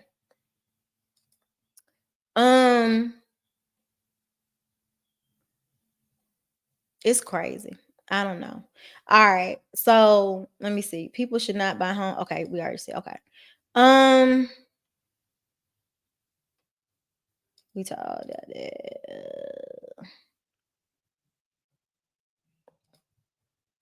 Seniors started to go back to work. Yes, they are. I talk to them every day. They are. They are definitely starting to go back to work for sure. 100% correct. Because I talk to these people. Old people, though, if you own a home, you can get a reverse mortgage. Now, I don't know nothing about reverse mortgages except for like the 2 or 3 questions that was on my test. I don't sell them. I don't know all the requirements. But if you got a certain amount of equity, you can, that mortgage, you could just get your money back basically. And that can be your income. You don't need income. I don't think you need income to qualify. You just gotta have like equity and be of a certain age. So that's a thing for older people. I purchased a house in Charlotte 2021. I'm in the same situation. Homeowners insurance went up when I purchased. Homeowners insurance went up, and then And in 2024, the statute was passed where all the utilities can raise for the next 5 years 14%. Dang. See, I don't be paying attention, child. I ain't gonna lie, they draft the money out and I just keep it pushing. I ain't know. I mean, I hear about like Duke Energy raising prices or proposing different raises, but I don't be knowing. I don't know. But yeah, it goes up. Like who would know? You know what I'm saying? Like if everything in your whole life goes up by 14%, but your income don't go up by 14%, it's a deficit. That's how that happens. Hey girl, hey. Pills, potions, and poisons. My pharmacist friend. Y'all gotta go subscribe to her channel. She be over there talking about all the people doing the drugs and stuff. I saw she's talking about Puff Daddy the other day. But yeah, I be trying to get I be trying to make a little side deal with her, but I guess she's too ethical. Guess she don't want to lose her license. All right, refresh button at top right. Oh, you talking about my I don't know why that thing wouldn't work. I was so annoyed, y'all. I'm trying to figure out the end game. This literally cannot continue. That's what I'm trying to figure out too. None of it is sustainable. That's why I'm so annoyed. I'm so frustrated. None of this, like I do know the end game. Like the end, I get it. Let me stop acting like that. I get it. Something has to break. Something has to break. So when people are like, oh, is it gonna be a foreclosure crisis? People got too much equity for a foreclosure crisis, y'all. The house is not the problem, y'all. That's the thing that I don't think anybody's like. The house, the home price, like the payment is not the problem. The payment is to everything else is the problem. These people was qualified, and the highest your debt to income ratio could be for a house, for a home, like you have two parts of your debt to income ratio. So the front end ratio is called your housing expenses. The most that could be is like 46, 47%, which that's a lot. Let's be real clear. That is an extraordinary amount of debt before taxes. People be talking about being house poor. I don't think they know what they're saying when they say that. So let me give you a definition. The debt ratios for Fannie and Freddie. Hold on.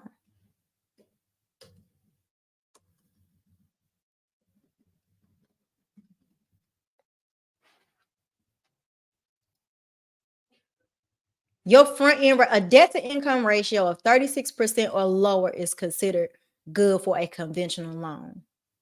Most lenders will allow a ratio up to 45%. Some lenders accept it as high as 50%. Everywhere I have worked after I left the bank has been 50%.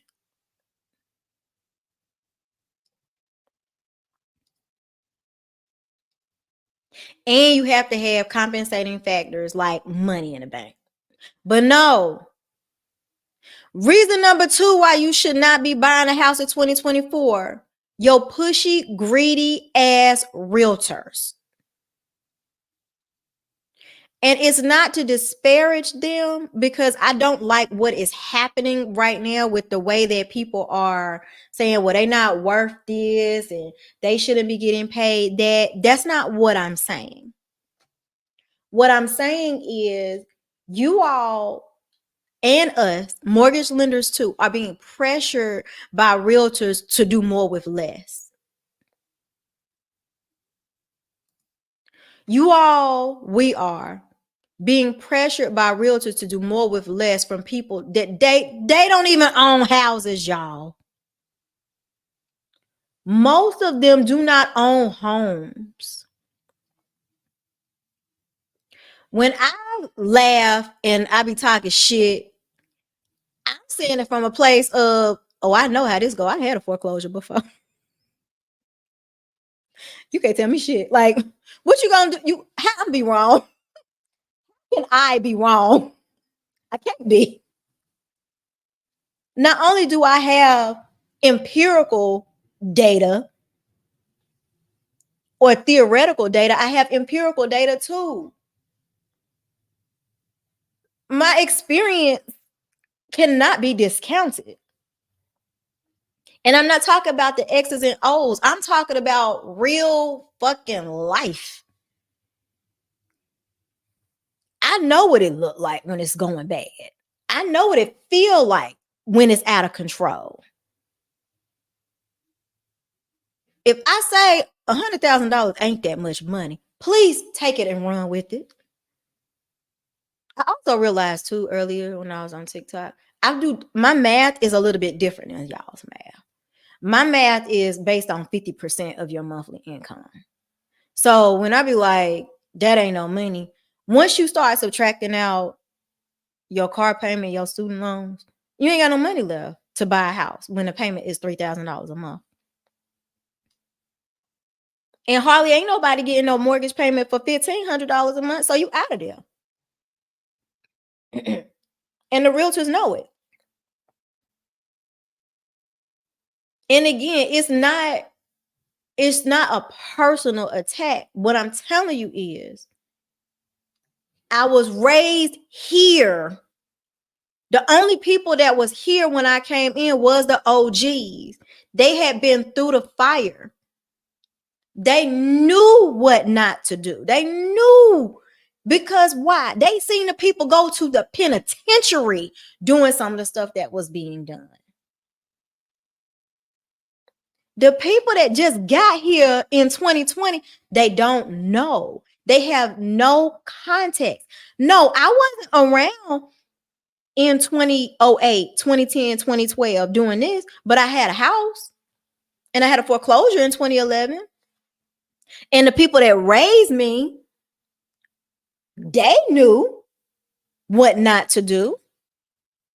So there was context there to know what should and shouldn't be happening.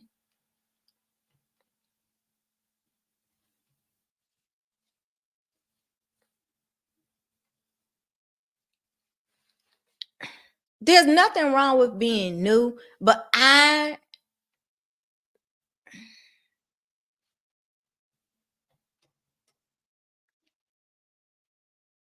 y'all need to talk to some veteran people if you want to buy a house. I'm sorry. You need to talk to some veteran people if you want to buy a house. I'm not saying that new people don't deserve a chance, but what I'm telling you is I see the whole board now. And what I'm seeing, I'm telling you what I know. The people that sold a lot of these loans in 2020, 2021, they was brand new. They was brand new people. They didn't. Why? If the math worked, let's move on.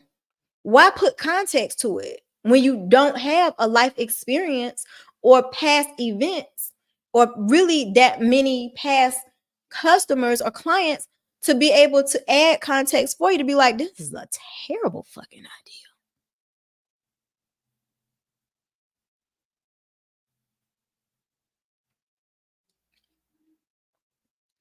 She probably gained $100,000 in equity simply living in the house as a homeowner. I guarantee you that a renter would trade places with her in a heartbeat. Maybe.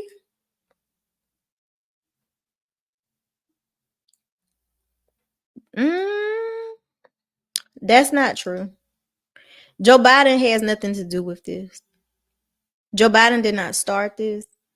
He won't finish it. This has literally nothing to do with who the president is in 2024.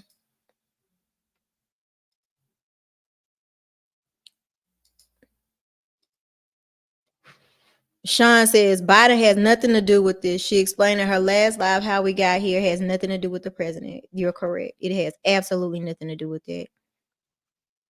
The problem is that we're a consumer-based society, and because of social media and trying to keep up with the Joneses, spending has gotten worse to fill a void that we have. It is a vicious cycle. Our GDP is based on our consumer spending. Yes, it is. And it all started in 2020. And in 2020, Joe Biden was not the president. Somebody else was. And and interest rates were way too low too long. And with the interest rates being too low too long, it gave everybody access to something that they should not have had. That could be a car that was too much for you really to afford, but you felt like you could afford it because the rate was low. That could be, oh, well, I could afford I could afford a $200 a month credit card, but it's not going to be $200 when the rates go up. Everything. Rates were too low. They had to be low because we had a pandemic that was ignored.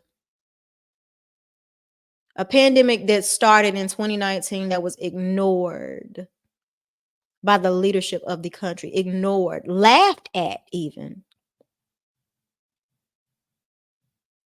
So then when they finally was like, oh, we should probably get control of this, and they sent everybody home, that doused gasoline on it, on a fire.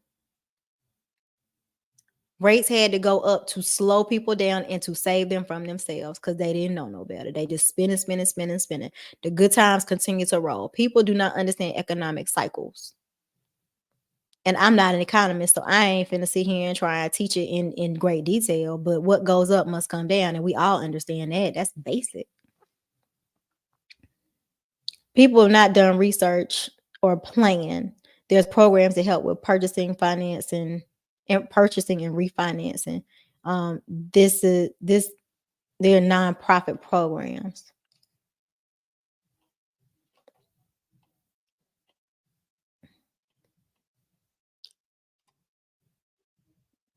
A lot of y'all was like, foreclosure, must be a foreclosure. No, honey, that lady was like, no, they could take some of this equity. Oh, okay, I hope you still got some. I heard for the first time on Dave Ramsey's show. I've never heard it until Friday. Was that Friday or Thursday? No, it was last Wednesday. I was like, what? What is this? I had never heard it in my entire life. I could not believe it. It's not about how much money you make, it's about how much money you spend. Live below your means. Yes, that is true. It's definitely about how much you're able to keep. But it's really challenging to keep money when everything that you need, like bacon didn't just go up for me, it went up for everybody, right? It's not limited to any specific thing. Now, unnecessary spending, I guess, would be, upgrading the car, or unnecessary spending would be racking up credit card debt. I don't know the context why some people have the credit card debt that they have. It could have been a job loss. It could have been a lot of different reasons why, but they're there now. They're there now, and like I said, it's just, it is what it is. I don't recommend the idea of that shared equity or whatever it was. That I was like, what? How do you give it back? Huh? How do you get? I don't know. Okay, I'm a little bit lost. I'm sorry, y'all. I agree, but when prices increase, it makes it challenging. Lest we forget, eggs were $10 at one point. Yeah, but a majority of the things are not. First of all, I don't know what these $10 eggs. Girl, where you at? I ain't seen no $10 eggs now. But I would hear people. They kept talking about eggs, the eggs, the eggs. I'm like, what? I don't know, but and remember what we talked about before. When we start talking about inflation, we got to talk about like our real life, not just the stuff that they're talking about on television, because their measurement is different than the measurement that we have. Like the measurement that we actually feel. So it's significantly more painful going through your day-to-day life and your personal finance. The eggs $10. That's hilarious. I don't know, but I got some crab legs yesterday for $7.99 a pound. Winning, yeah. All right, we gonna be eating good. I got like 2 bags. They gonna have to last a long time. The entire loan is due. No, doing with full payment. Well, for that one that I was just telling you about, it said for up to 30 years. Now, I had somebody on TikTok message me and tell me that they had a relative that was in a foreclosure. Loan modifications, I think, work similarly. Well, no, they do not. They don't. We're gonna walk that statement all the way back because I ain't trying to freak y'all out.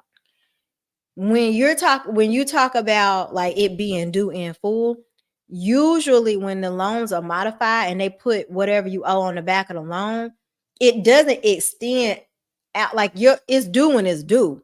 It's due when it's due. And in this situation, the guy reached out to me and was saying, if I understood, now this was all through DMs. So, but if I understood what he was trying to say, it sounded like 20 years ago they had done a loan modification, which is on par for the time frame, and they never did nothing. They didn't refi, and they paid the house off. Well, they thinking they paid the house off, but they owe like extra $30,000. So they're like, oh, we need to refinance this $30,000. You can't refinance $30,000. You should refinance the whole thing and had it paid off and got a different loan. But that is due. And so now they ain't got it. And so they're like, all right, well, you need to get a house back. Now I'm not in that transaction. I'm just telling you what I heard, not what I know. Y'all talking about them? It's certainly predatory, but again, this is what I'm talking about when I say I'm afraid right now. This is uncharted territory for me. I've never been concerned or scared. I see more and more risky products are coming online that mirror 2000s, like the 6, 7s, 8s, whatever. I was in college before that, so I don't know what was going on. But that's, you know what I'm saying? And people keep signing up for it because, again, the pushy realtors. And like I said, if you got a pushy realtor, you need to find somebody else. What does a pushy realtor look like? If they dragging you from lender to lender to lender and 3 people done fucking told you no. Oh, I forgot. Y'all be talking about cuss too much. I'm sorry. I be passionate. Y'all know sometimes cuss words, like, I mean, it's just like it conveys emotion. It conveys more emotion than anything else does, right? The emphasis on the F. Is it a hard F or is it a soft F? Like you know what I'm saying? Like the emphasis on the you could tell, like, oh, she meant that. You know what I'm saying? It's like if I be like the lady, like, it don't land the way y'all feel me. Anyway, so if the realtor is taking you from lender to lender to lender, and you done had 3 people tell you no, and you get to the 4th one, and they doing all kind of acrobatics and robotics and moonwalking, and we got you approved. Y'all, this is a real question to the 121 people here in the chat. Hey, y'all. Hey, I hope y'all hit the like button. I appreciate you. Thank y'all for hanging out with me for this past 2 hours. If I want your opinion, here is the question. If someone has been told no by multiple lenders, it could be 2 lenders, it could whatever. Put a 1 in the chat if you think that the person that or the company or the whatever that provides the financing has done them a favor, and put a 2 if you think that this ain't gonna end well. Should they say no? Like, what is that?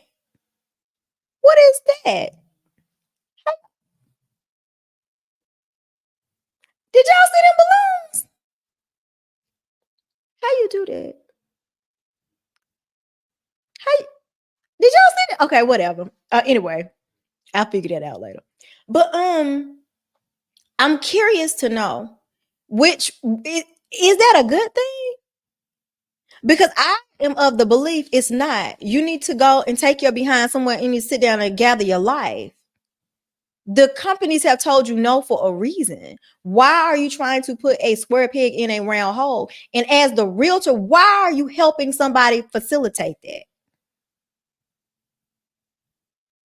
I don't believe that that's a good thing.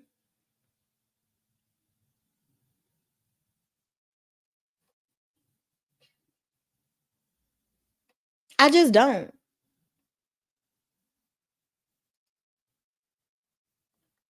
But if you like it, I love it. Because really, our job, and see, this is where y'all, some people got upset with me when I was saying, like, it ain't our job. We're not financial planners. And I'm standing beside, like, I'm not coming off that. We're not financial planners. That's not our job. It's literally not our job. Our job is do the numbers work? What's the guideline? Does it check the box? And we move on. If you qualify, if 10 plus sounds, hey, 10 plus sounds, comes to me and wants a home loan, and I'm like, I don't think this is a good idea. That's not my place to say I don't think that's a good idea. Because you know what that could be considered? 10 plus sounds could be like, I feel racially discriminated against. They refuse to take my loan application. I can't refuse to take someone's loan application, and I can't refuse to allow them to advance in the process. So when people be like, you shouldn't, be like, this is concerning. But I can't tell you to not do something, and I can't refuse to, yeah, I'm gonna leave it there. It's some ways around it. But yeah, you're not supposed to do that.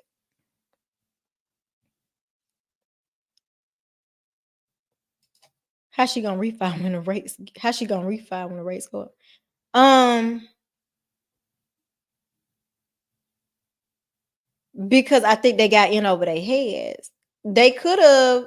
They got the rate, and then they went and they got solar panels on the house. That's a whole separate $47,000 loan.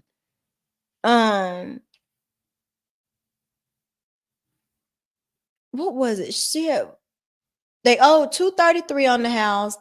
I don't remember what the 70 something thousand. I want to say they said that I don't remember what they said, honestly. I wish I could remember what they said they did with the money, but I can't remember.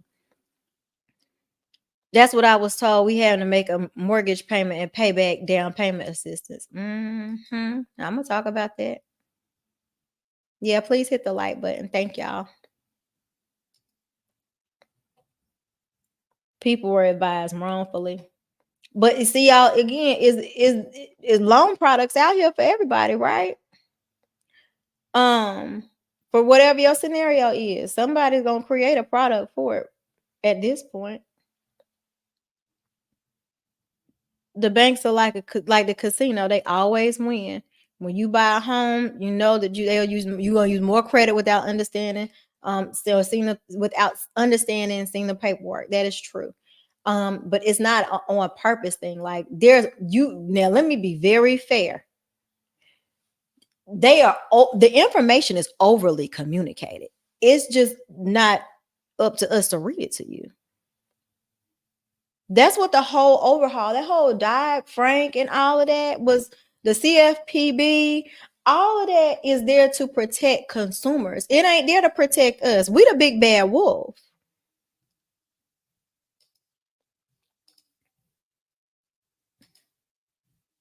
We bought at 2.5. That's what's up. Yeah. A lot of people they did what they could, but baby, they in debt now. Yeah, I told you the answer was no. That's not who I was talking. It was a broker. The company was a broker. But I won't say the name of the broker. You're correct, and a refinance is not your follow-up option. Let's hope not anyway. But hey, that's what the people want. Sophia, thank you so much for the $5. I appreciate that super chat. That's very kind of you. I see here. I be trying. Well, I'm working, honey. We working. It's 10:30 at night. This I don't be on here for fun. This work. I'm trying to help people. So then when they call me and they like, okay, I'm ready to buy a house, you're gonna be ready to buy a house. Like that's what we're here to do at the end of the day. Thank you very, very much. That's very encouraging. I remember I was so excited a couple of months ago when I did get monetized on my channel. Oh, I wanted my very own like super chat. That was like, it was exciting. It still is exciting every single time. So thank you so, so much. I'm about to start being like the lead attorney and have a stream sponsor. All right. Fort Liberty, North Carolina. Okay. These buyers are drawn in by lifestyle. Oh, child. Hang on. Wait a minute. Oh, my lights. Hang on. All right. These buyers are drawn in by like. Wait, hold on there. Stop playing with me. Wait. Do y'all see this? This is behind the scenes stuff. This is not supposed to happen in front of people. Why are you misbehaving? Why are you misbehaving? Did it die? Whatever. Anyway, y'all can still see me, right? I got another light right here. Okay, so anyway, they're drawn in by lifestyle of the realtors, an expensive lifestyle shown by realtors and lenders. They believe that they had their best interest in mind. That's fair. That's fair. What? They're trying to get you to do a helicopter. What do you mean? The other thing that I will say that there's something that a lot of my colleagues do is something that I don't do. If you should get a conventional loan, I'm not gonna put you in an FHA loan just so I can get an extra refinance off of you. I'm just not gonna do it. It's not okay. I don't roll like that. I'm not gonna put you in an FHA loan and then tell you, hey, will we refinance you in 6 months? We'll do a streamline. Don't worry about it. And then turn around and be like, yeah, and in a couple of years, I'll call you back. This is literally how it's pitched. The verbiage, I'm straight up telling you the way that it's trained and how to say it. So don't say nobody ever told you. Oh, yeah, and in 2 years, when the equity's up, we'll call you back. We'll do it one more time and get you out of that mortgage insurance. What? You have to pay closing costs 3 times? Okay. I'm just saying. People do. They should definitely ask questions. But it's so crazy because like I said, I feel I'm an ethical person. Honey, people question me up and down like I'm the one that's lying when I'm correcting what somebody else told them. Well, that's not what they told me. Okay, great. Go believe them. Believe them. You don't like what I said. If you don't like what somebody's saying, it's probably the truth, y'all. Like let's be serious, right? If you don't like what someone is saying, if it's not going the direction that you want, that's probably the truth. I'm just telling you.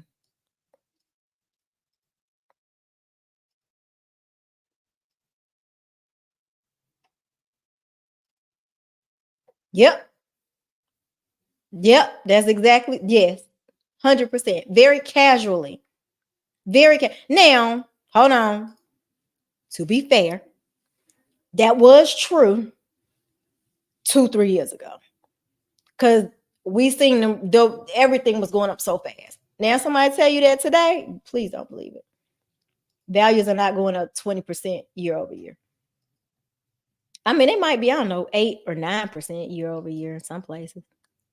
People bit off more than they can chew and agree. Don't chase the lifestyle. Yeah, I agree with that. There are some shady characters out there. My experience was horrible. I'd rather walk on hot shards of glass before purchasing it. God, I'm so dramatic.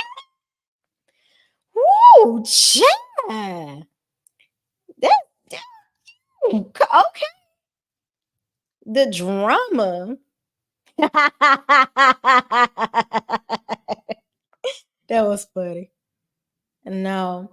Have you done a show on buying investment properties through your HSA account? I have not. That is outside of my scope.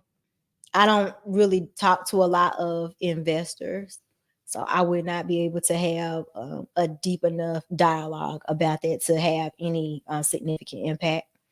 Um, Orlando Minor, he has a YouTube channel. He talks about investing and investments a lot. That's his lane. Shout out to Orlando Minor. Now what I will say now, Orlando Minor will have you convinced that the sky is falling. The sky is not falling. But hey, get it how you live. I ain't mad at you. All right. In Georgia, homestead exemption saves you $2,000 a year. Oh, okay. And that's what's up.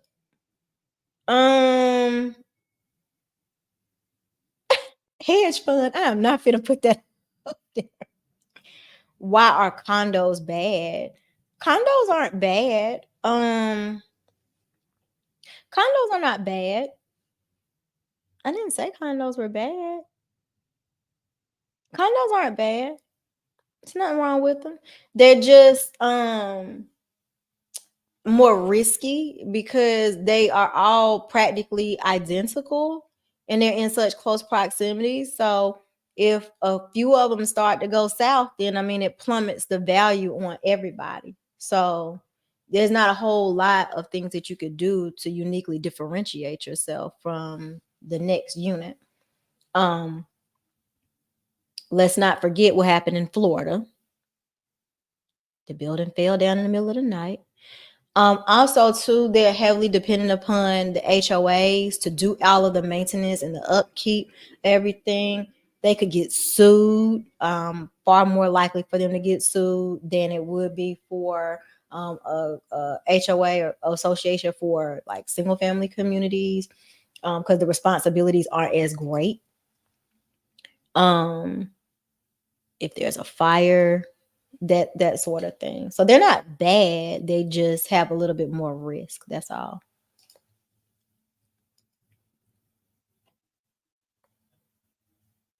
$1,000 a month in HOA. Oh, that this based on the amenities though. There, if you choose to live in a community that has an extraordinary amount of amenities, fitness centers all throughout the building, concierge services, Shalana, I never lived in no condo. What they be having? What y'all condo people be having over there? They're so wonderful and so good and so amazing. Swimming pools, saunas, like whatever y'all situation. That's why. Thank you. I appreciate you for supporting and coming through. Court, thank you very, very much. I'm a real estate broker and my business suffered this year because I understand affordability is out of the reach for many. I'm not taking anyone into a high payment. Talk to the people. Tell the people. I'm trying to tell y'all, like the people that's killing it, some in the milk ain't always clean. I will say that. We have the fewest number of transactions that we have had in 30 years. The lowest number, the least amount in 3 decades since I was 10, 11 years old. Everybody can't be in Beamers, Benz, and Bentleys right now. There's not enough to go around. There was a loan officer recently that was in the Housing Wire magazine, which is an industry trade magazine. He was the number 4 loan officer in the entire United States of America, and he is going to the jailhouse. because he was getting it done, making something shake, helping people helping people commit occupancy fraud and some things like that. I have always had I always have this conversation with my stepfather, who has been in the mortgage business for 42 years. He's seen the ups and downs of it all. Yes, baby. Oh, geez, they have the best stories. Y'all think my little stories, honey, you got to talk to somebody that's been doing it like in the crash, boy. The times was wild from what I heard. Most people only listen to what they like. Yeah, so they're gonna find a loan officer to do what they want. Correct. And that's my story, and I'm sticking to it. And it's the truth. That's what human beings do. You don't like what somebody told you, so you're gonna find somebody else to tell you. It's 120 people here in this freaking live right now, and I guarantee one or two of y'all gonna be like, she don't know what she's talking about. Okay, okay, girl. I was around in 2007 when the market crashed. It was ugly, but that was bad mortgages. Yes. It was bad mortgages. They were very risky products, but they go hand in hand, right? So products are created to fill a need. If there isn't a need, there's no need for the product, right? So that's just like with hair care or technology, furniture, anything. They said, oh my God, like people want really nice furniture, but they got kids and the kids be getting chocolate stains all over. They be pooping on the couch and stuff. Well, you should be able to get nice furniture. Well, why don't you get furniture with performance fabric that you can drink the wine and you can just pour it out and it just bubble up and it won't go through? This is amazing. So out of every product is born out of a need. Right now we got a lot of void. People can't buy houses. And every week somebody is saying, oh, well, just, come up with the product, give them some down payment assistance. Reason number 3 why you should not be buying a house in the 2024. Hold on, what did y'all tell me? Y'all thought it was a good idea. Oh, y'all, it was a mix. Y'all say it's not a good idea. Reason number 3 why you should not be buying a house in the 2024. You ain't got no money for no down payment. And I said what I said. This is something I have hinted at, and I feel like I have politely said it, or I have politely tiptoed. Oh, well, we don't want to make nobody feel bad. Don't want to make nobody feel bad. You shouldn't say that. Let me say this. This is number 3 and final reason who should not be getting a home loan in 2024. Them down payment assistance products that people think that come along with a social security number, they're practically outdated at this point. And again, this is not shade to realtors, but the reason why I keep saying this, the realtors, because consumers, y'all be calling the realtors first. You see the house that you want. Well, I want to buy a house. Better call the realtor and tell the realtor. Y'all don't know we exist. So then the realtors are like, I want to show off the, ooh, look, ooh, like the price is right. Ooh, all of this, right? Well, they need people to come and look at the ooh and the ah. And if they perceive that the problem is, well, they don't have no money, they don't have enough money for a down payment. Only just get on the internet and tell people you don't need no money for a down payment. There's money out there. There's money that's available. If you, and obviously it's because y'all know we live in a world where people are fucking idiots and they don't know how to make inferences because we got low reading test scores. And so that means that people grow up and they have horrible comprehension skills. So let me say this. It's not everybody. I'm not talking about everybody. It's exemptions to the rule. I'm not talking. If this is about you, I'm not talking to you because you are the one unique, different example from everybody else, and your circumstances are completely not what I'm about to say. I hope that covered everything. Y'all, despite popular opinion and despite probably good-natured people,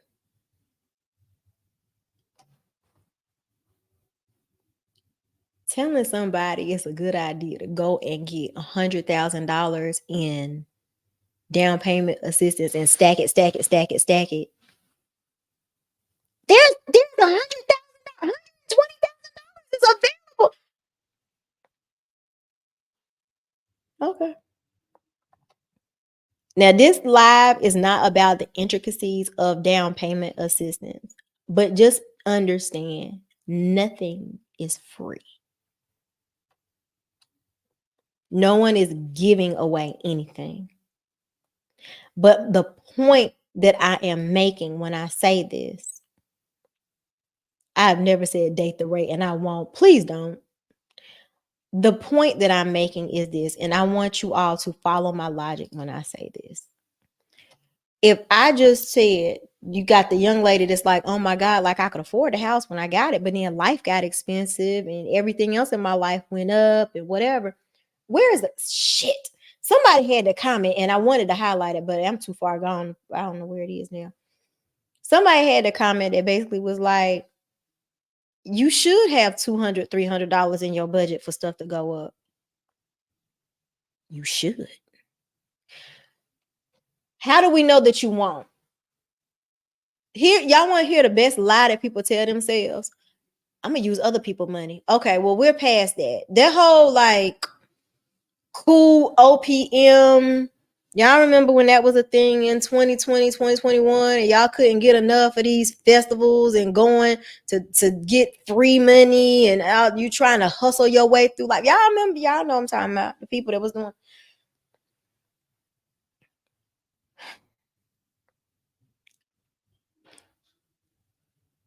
Buying a home is almost a hazing experience. Buying a home, stop. Not right now. Please. I want y'all to understand, like, if you're a sorority, fraternity, whatever, you understand, like, you gotta go through things, you gotta grow, right? I'm not in no sorority, I don't know. I just I be watching the movies. You go through things to get certain experiences, so when you get to the other side, you understand there's some fundamental belief systems that you're like, oh, when you are purchasing a home, when you are acquiring a 6-figure debt that is supposed to be with you for 30 years.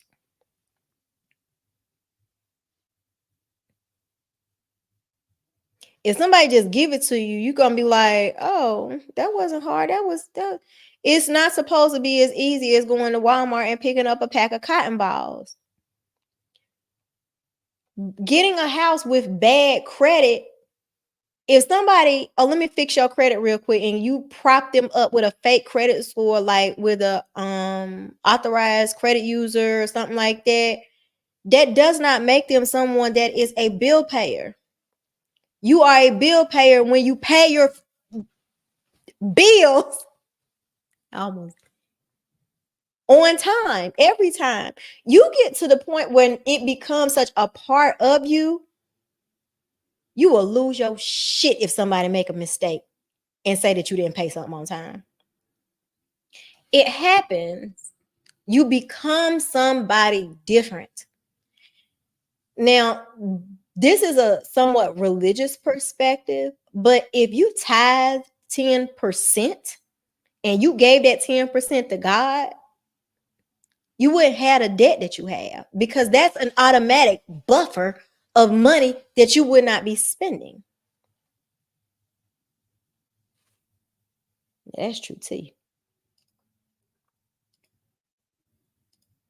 When you like, oh, just give some down payment assistance. Y'all, I be in the Facebook groups, y'all. I'm not making this stuff up. I cannot make this stuff up. I see it all the time in the Facebook groups. The girlies, again, that be brand spanking new, that don't know nothing about nothing, and they never bought nothing, they never owned nothing. They just was like, I've always wanted to sell. It's always been my lifelong dream to sell real estate. Really? Okay, girl. Always been your lifelong dream. I hear you, honey.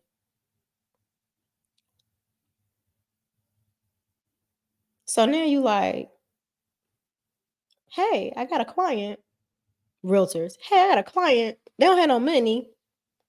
I need to sell a house. Let me see who I can get. Hey, and oh, you can get a gift. Somebody can gift you the money for your closing costs. Boom, you in a house. And now you taking pictures and you feeling like you've done something grandiose, something wonderful, great. You have put on your cape and you have saved the day. Have you saved the day? Or did you take somebody that was not a bill payer and someone who is not a saver and put them in a worse situation? Down payment assistance is good for who it's good for. But if that is the only way that you can buy a house, 2024 is not your time. Period.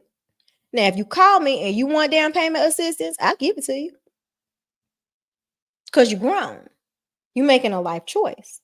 I can't tell you to not have it or not do it. I'm going to point out the pros and cons. I'm going to talk to you that the interest rate is higher. I'm going to talk to you about how you got to pay this money. But I'm going to do all of the, we're going to check the boxes and you still want it? Uh-huh. Yeah. You got 17 cents in your bank account. I'm looking at your bank account right now. You had 2 overdrafts. You need to circle back because we can't have them overdrafts on your bank statements when the underwriter look because they're gonna ask some questions. Oh, really? Wow. That's a sign you can't handle your money. But the down payment assistance, like specifically, y'all think about it like this. Here is the arc or the narrative. What it's really saying. If you do not have enough, if you don't earn enough money, paying the rent that you're paying now, because let's all come to the agreement that the mortgage is going to be more. You don't earn enough money to pay the rent that you are paying to save money every month to make your own down payment. How the hell are you supposed to pay the payment every single month up here? And for the realtors to be like,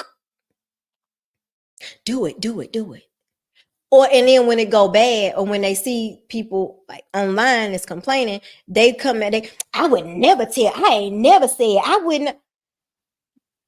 Those two things are mutually exclusive. Those two things cannot, never ever will work in tandem with each other. You either got the extra money or you don't got the extra money. Period. It's one or the other. You either got the extra money, you got the $200, $250, $300 a month to set to the side, $500 a month to save, so you can have $10,000 in a year. I don't know, whatever the math is on it. I have no idea. Or you don't. So if you don't have it, why do you think it would behoove you to get a payment that's $500 more?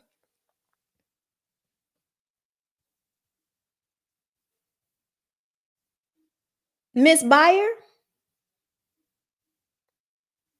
and Miss Realtor, why would you think that it makes sense to be like, oh, I tell everybody, yeah, your taxes and your insurance can go up. Then what you selling for? They didn't have the money to get in the house. They ain't got no furniture because of you. Or because of us. Because the realtor can't do nothing unless the loan officer give them the loan. So, there's that. So, I mean, it goes hand in hand. But then the loan officers be like, well, nobody will want to work with me if I don't. Pressure.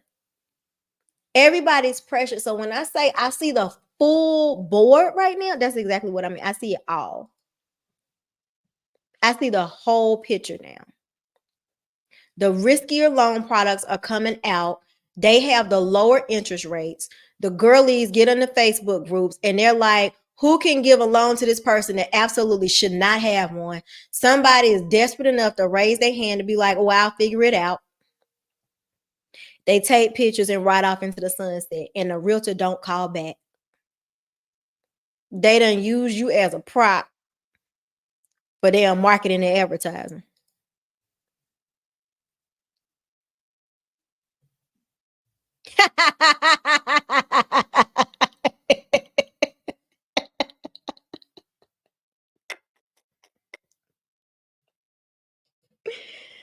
Oh Lord, I know you heard my disclaimer just now.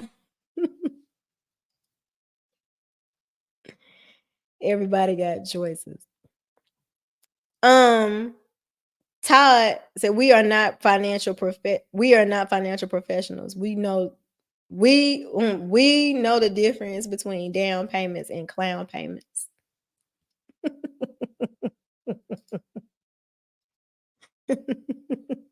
Struggle streaming already.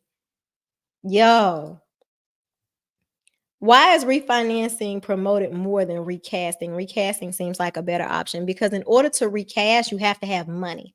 To refinance, you don't. The theory or the idea behind recasting means that you have come into a lump sum of money. So the pricing parameters of the original loan that the investor bought does not change. The only thing that changes, and let me be clear, this is very specific to conventional loans because government loans do not allow recasting. But for a recast, your interest rate stays the same. Your term stays the same. So if you 21 months in, bad math. If you 20 months in a 360 month loan, when you do the recast, you still got 340 more payments to go. Your interest rate is still 7%, whatever the rate is. The only thing that changes is the amortization of what is remaining, what the remaining balance is after you have put the lump sum down. Well, then, Joy, why don't they just make the payment? Why you got to recast? Because you want that payment permanently. You want that lower payment permanently. So, for example, if someone has a $200,000, nope, let's use real numbers. So if somebody holds $420,000 on their loan, and for some reason they come into a windfall of money, and they want to put, they want to put $100,000 on it, their term is gonna stay the same. They still got that 340 months to go. Their rate still gonna be 7%, but it's gonna be 7% off of the 420 minus the 100. So now their payment is 100. I'm sorry. Now their new payment is calculated based on the $320,000 that's left because of the lump sum of money that they put down. So that is why recasting is for people with money. Before going under contract, the builder told me the equity in the homes would increase so fast. After closing, they do a quick appraisal to be able to get the PMI drop. I mean, if you live in a new community, that they probably will accelerate a little bit faster because they are in control of what those prices are going to be. And if you are the first part of the new community, yes, that is very true.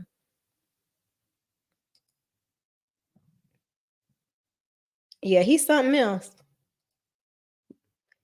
Bless his heart.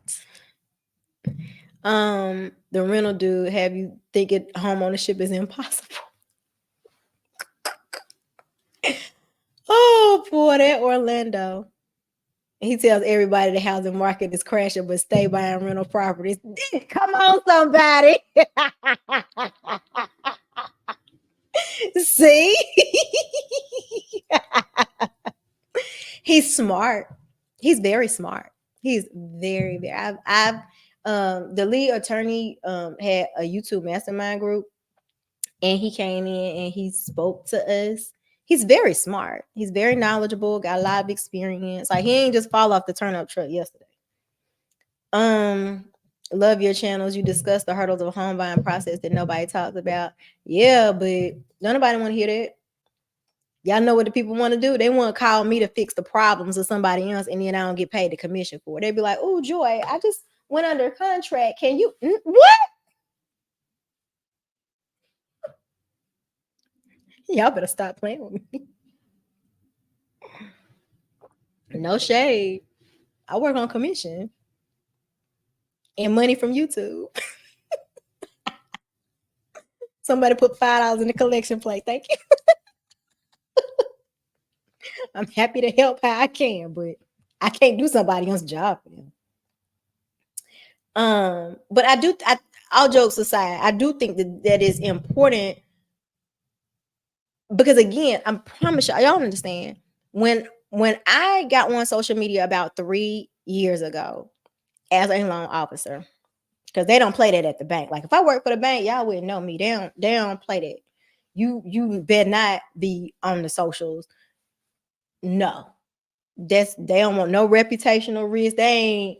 See, I say something crazy, and they might hit my hand or they might laugh a little bit, but for the most part, I don't even talk about who I work for on purpose. But yeah, so my thing when I first got on Instagram, they was like, "Oh, you being negative. What? You being discouraging." Because I'm telling people they can't buy a house with no money.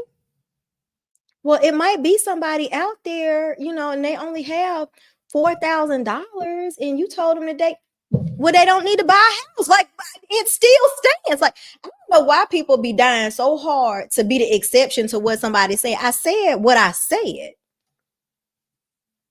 If you don't like it, okay, I'm fine with that. There's enough room to have varying opinions, but I shouldn't have to recant my statement because it's made someone uncomfortable. Like, you shouldn't be buying a house if you only got $4,000. You ain't got no moving expenses. How you gonna move? Do y'all know how much a moving truck costs?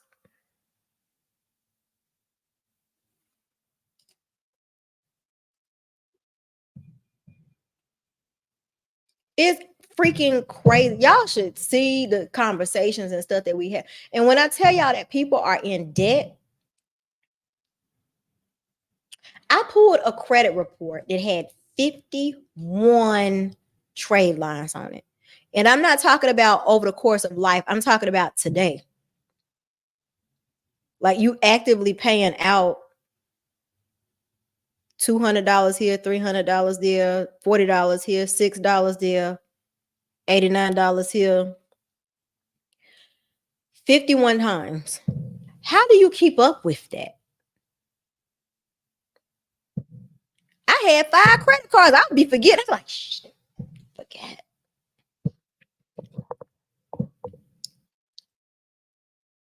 51 line items, y'all. I can't make this stuff up. I was married, living $300,000 home, got divorced. She got the house. I moved to my paid rental property, no bills. She can have the $3,500 a month mortgage. I'm traveling the world. Good for you. Good for you. That's ain't no. I love it. That's a success story. Nope, DPA ain't free at all. We tried to use the VA and switch to FHA and DPA with no real explanation with that. So let's talk about it. So the elephant in the room is when we start talking about DPA and 100% financing. I don't be talking to veterans. When I'm like, you can't buy a house with no money, I don't be talking to veterans. I'm talking to regular peasants. Oh, they're not peasants. I'm sorry. What they call?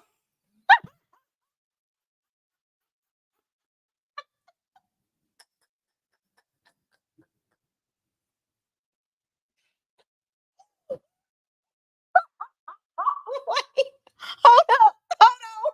I'm sorry.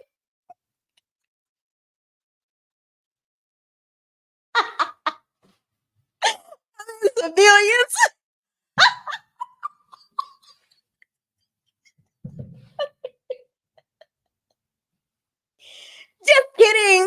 edit that part out.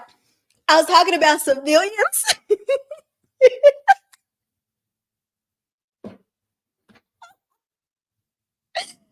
I was talking about regular civilians. Regular civilians, your pricing is different than VA. You have mortgage insurance. They don't. They have lower interest rates. Their guidelines are far more flexible. Debt ratio, all of that is far more flexible. They often have multiple streams of income that you don't. And if you have a disability, especially if you're 100% disabled, they don't even pay no property taxes in some states. So I don't be talking to them. I'm talking to normal citizens that have to acquire loans, excuse me, the old-fashioned way. Okay. And you also have to consider, just to be totally fair, there are going to be more courtesies extended to the people that have fought for this country. And even if they really didn't fight, like they're not a no limit soldier, or if they like a no limit soldier like me, then they just kind of like, I'm here if you need me. Please don't need me. Them they took a risk. I ain't really take. I tried to get into the National Guard when I was 17. Baby, let me tell you what, I went to MEPS and I went through the whole thing. I think I was 91 pounds. I just barely made the thing, made the cutoff. I went to drill like twice. I was like, oh, I was just playing. Don't worry about me. I will not be on that bus. It would no. But on the backside of that, now I'm 41. All of those people, they're retired. They get a whole retirement check. They make $1,500 a month, $3,000 a month, $4,000 a month, depending on their degree of disability. So I don't be talking to them. I'm talking about regular civilians. You can't buy a house with no money. Veterans can buy a house with no money. And there are going to be more things available to them to ensure that they remain in the home as well. So, I'm just going to be like, I'll be fair about it. What else you said? You said switch. Oh, the other part is right now the realtors are experiencing a concern regarding the commission structure. And one of the concerns was that the VA does not. Oh, that's the other thing. VA, they don't pay the same closing costs that civilians pay either. The one thing was the VA does not allow for the veteran to pay. The VA does not allow the veteran. Jalen, they can still hear you. Please. Hey y'all, how y'all been? Oh yeah, let me see the comments. Oh yeah, how y'all been? This ain't YouTube. It's YouTube. It's not TikTok. Oh, so the people don't know me on here. All right, so I got summer workouts tomorrow at 6:00 in the morning. You know what I'm saying? Olympic High School, Olympic High School DB. Tell all the people your business now. Olympic High School DB. You know what I'm saying? Y'all say hey to Jalen. It's me. I just wanted to use the mic. This is my son, y'all. He's 15 years old. He'll be 16 in August. Okay, bye. Lord, she said August. She didn't say August. Child, your mama be forgetting. Oh, Jesus. But back to what I was trying to say. The concern about the VA was like, who's going to pay the realtor's commission if the seller was unwilling to make the commission payments. They resolved that now. So just be prepared. That may be a cost that is incurred that you never had before. So I did want to mention that. Either you could scramble for the money for the house, or you can't. You're not getting a big house making $30,000 in McDonald's. Ooh, child, talk to the people.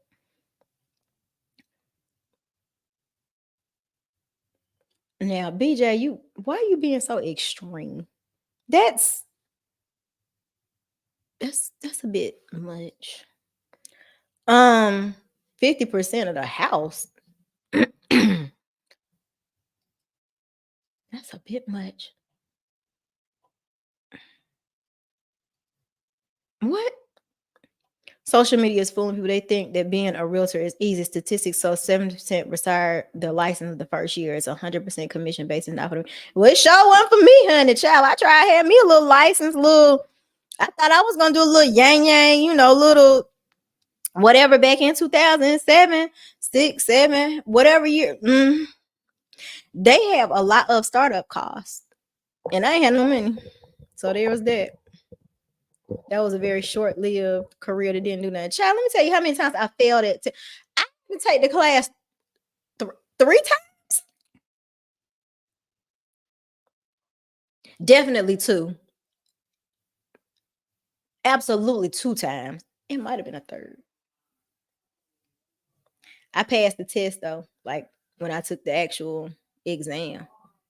But no, being a realtor like that, them exams, that stuff ain't no cakewalk now. Let me be real clear. It is not. But someone made a recommendation. And again, this is just my perspective.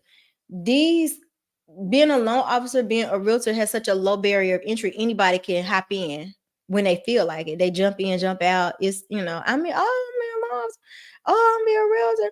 They don't be wanting to be loan officers and realtors for real. And that's my pet peeve. People call me. I do consultations. I have paid consultations. So if you would like to speak with me about trying to figure out how to transition into being a loan officer, I'm more than happy to discuss that with you. But every single time I be telling the people, this is a career. This is not a side hustle. You are playing with people's lives. If you think you could do this on your lunch break, you are sadly mistaken. That's not what this is. A lot of people bought 2 or 3 years ago. They're struggling to keep their home. They're high prices and high rates and not getting back. Everybody, honestly, yes. Yeah. So that window of time, it's literally, those are the group of people that are having the most difficult time. I don't really talk to people that's like, oh, I got my house in 2015. They not in this. The people that I'm talking to, she hit it right on the head. 100% accurate. 1,000%. That's why I'm like, when I see the full board,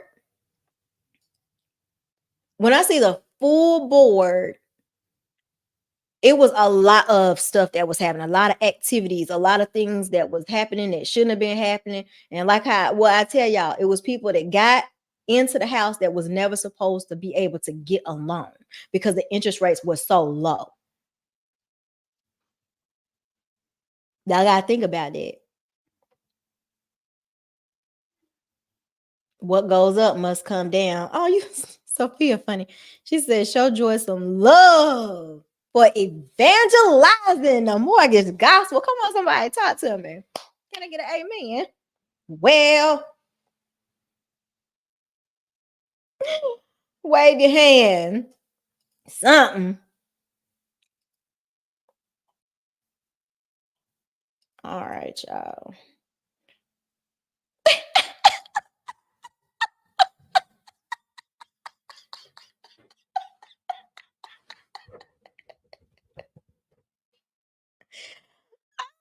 You say peasant. I don't know where that came from.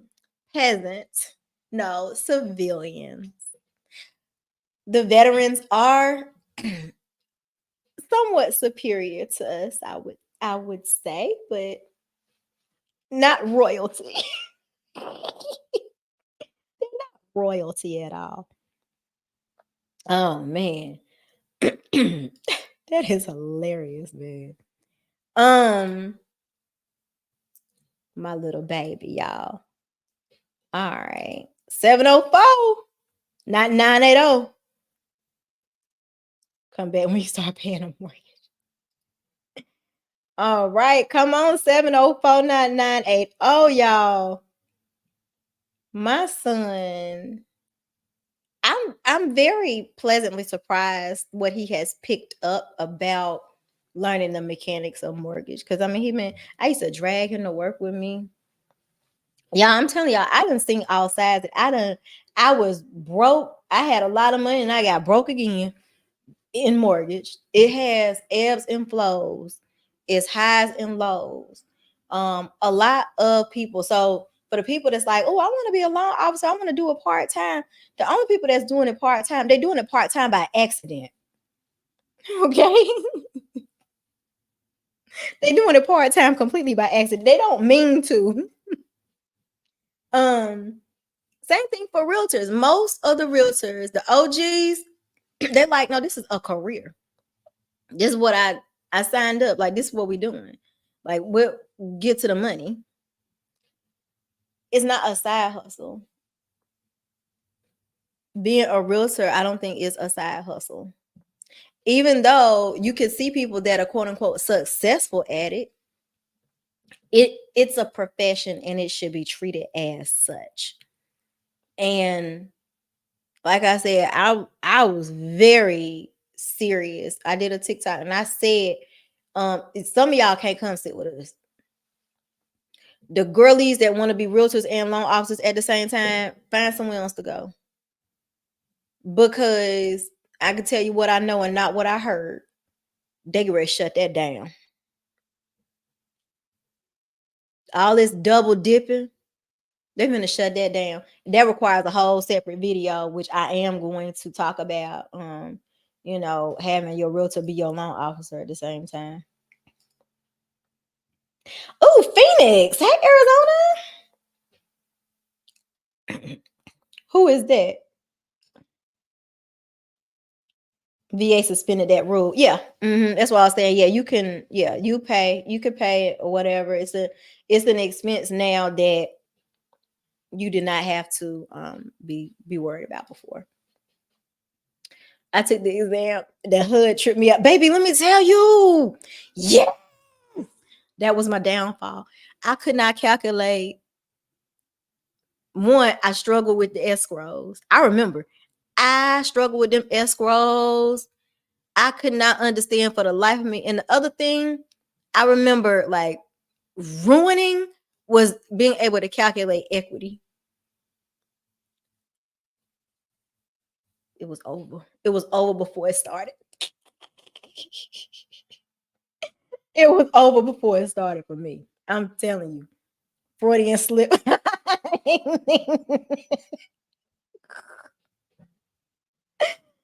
Woo, child. I said we peasants to the veterans. No. But okay, but seriously, so the three things, like I said, one of you should not be purchasing a home in 2024 if you are buying a home predicated on the promise of refinancing to a lower rate to allow you to have what you feel is a more affordable payment. Two, you should not be buying a house in 2024 if you feel that you are being pressured by a realtor. And I also want to be extremely intentional when I describe pressure. Because some of y'all annoying. Okay, some of y'all be getting on our nerves. Like, let's be all the way, let's keep it 100. Because what y'all will do, y'all will drift in and out of people's pipeline, drift in and out of their life, drift in and out. Oh, I want to buy a house. And then you just disappear off the map. Oh, I'm back. I'm serious. And then you just disappear off the map. And then baby, that's not how this works. You need to either are you in or are you out? Are you scared or are you not? Because if you have little hiccups here and there and it's kind of like little nerves, right? Because it's something that you've never done. Pressure is not them saying, hey, hold on now, stay focused. If you somebody that really truly qualifies, that's not pressure. It's just like, yo, like let's stay focused, keep your eye on the prize, keep your like that's not pressure. Pressure is hurry up and buy this house yesterday. Pressure is oh, you can afford more, like, you know what I'm saying? outside of having a conversation with the lender and their finances.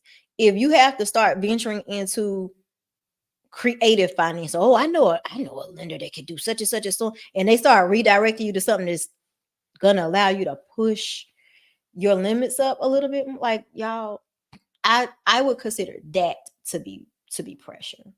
But no, a salesperson being a salesperson, like, not like a salesperson in your detriment, like, that's just par for the course. That's what it is. Like, y'all don't understand because y'all don't work with y'all. It can sometimes be, drink this rum and coke kind of day. Current mortgage market is designed to charge the new millennials and Gen Z buyers. Yeah. Yeah. It's I mean, assuming that Gen Z and millennials are in their first time, you know, and they don't have any money, whatever. Yeah. It's gonna be more expensive, surely, for a first time buyer now than ever before. And the move up buyers, they have nowhere to go. So there's that. Let's see. And realtors doing taxes for their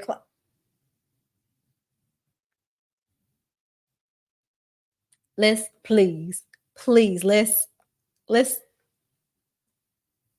listen. This is the truth. Y'all, when you encounter someone that is doing some, if it feels underhand, and you know what feel right. You don't have to be an expert. Doing the taxes, I will never forget in 2021, there was a realtor that, so in 2021, it was like hustle, everybody like busy. There was a realtor that put a lady under contract. No. Hold on. The realtor put the lady's house on the market. I can't remember if the house had gone under contract yet, but the lady ended up calling me and was like, oh, I need to get qualified to buy a house. I'm selling the house that I currently have.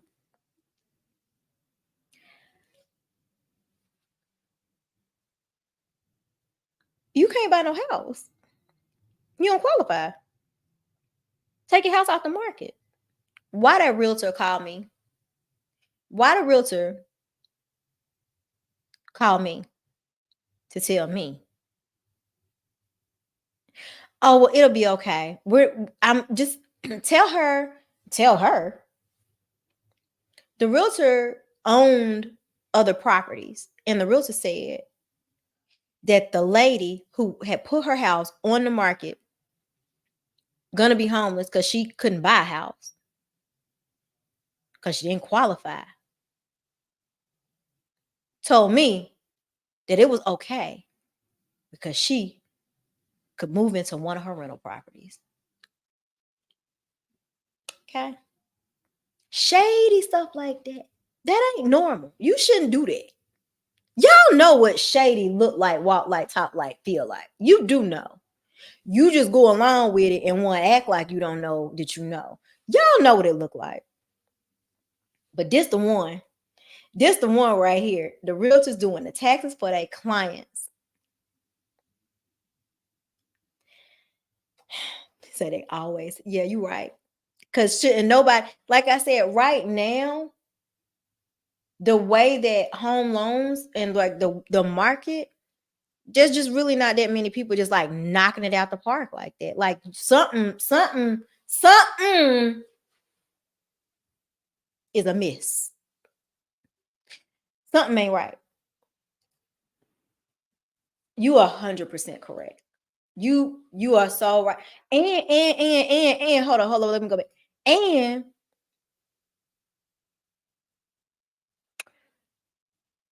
this sort of happened to me. I had a lady that, and I told the story before, the Steel Bridge version. I had a lady that did credit repair. I be calling her Miss Credit Repair. Miss Credit Repair connected this client with her preferred lender. The guy did not properly pre-approve the buyer. The buyer ended up, the whole thing fell apart because of the property type or something like that. Yeah, it was like a mobile home or something, and the whole thing fell apart because they said they didn't finance it. I get on the phone, it was an FHA loan. I get on the phone with the other loan officer. I said, hey, I need you to transfer the FHA case number to me. He said, okay, well, I just want to let you know we couldn't verify his income because the taxes, something, something, something. Oh, okay, cool. So I say, hey, I already know what's up. I need you to send me your tax returns. Remember, y'all, the beginning is Miss Credit Repair had fixed his credit. So Miss Credit Repair apparently don't just do taxes. Miss Credit Repair don't just do credit. Miss Credit Repair apparently do taxes, because Miss Credit Repair was like, well, I'll file his taxes today. He hadn't filed his taxes. So that's why the income wasn't verifiable when it went to the IRS for the transcript.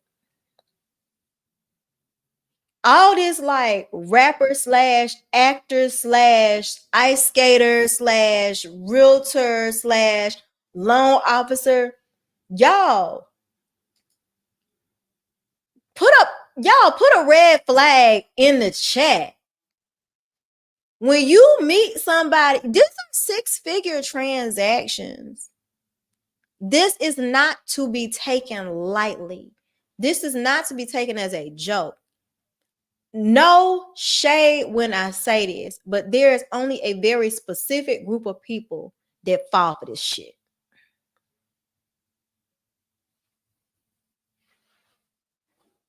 Other communities don't have this problem. They just don't. All this rapper / I braid hair / what? Get good at one thing. And I really, like I said, I'm gonna do a thing about the whole like loan officer / realtor thing. Red flag. You double dipping. You trying to get paid on both sides of the transaction. You trying to get paid 2% as the loan officer, and then 2.5% as the realtor. That's 4.5%, 5%. I had a girl in my TikTok comments bragging, what? Why would you only get paid 1%? I get paid 5%. That's what I do. And they say it with such pride. How have you mastered anything if you're trying to do 2 whole separate careers? That's like you're a surgeon and you got sued in malpractice, and now you're gonna represent yourself as the attorney too. I mean, they both professional schools. You did okay, so you went to law school and you went to school to be a doctor. Which, side note, people really do that. Y'all be shocked how many times people be in medical school and they be like, I changed my mind, and they still got the student loan. That's a real thing. But it's wild. You have to be careful. Please be careful. Be careful, be careful, be careful, be careful. It's scary. And like I said, this is the first time that I have felt concerned. I'm concerned about consumers.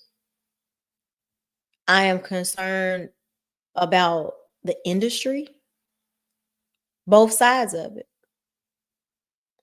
I am fearful that the loan products are being more and more risky, and the people that are offering these broker products have no experience and no oversight. Literally, they calling me, hey, like, Well, I don't want to go in the office. I want to work from home. I want to, hey, I talked to somebody. They told me I could. That's what they told you.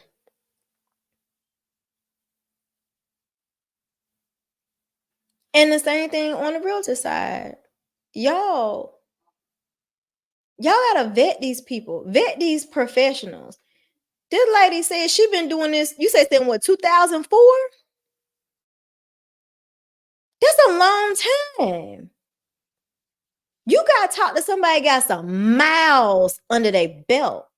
Somebody has seen the highs and the lows, the good, the bad, the ugly. Because if you don't have no context of what the downside could be or how far down the down can go, how are you being advised?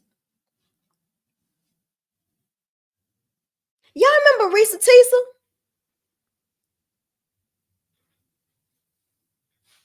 Risa Tisa said that they had a realtor. They had changed realtors multiple times. They had a realtor that was like, oh yeah, he got cash. He gonna buy a house. Ready to put an offer in. Ain't asked no questions. Ain't checked proof of funds. Ain't done nothing.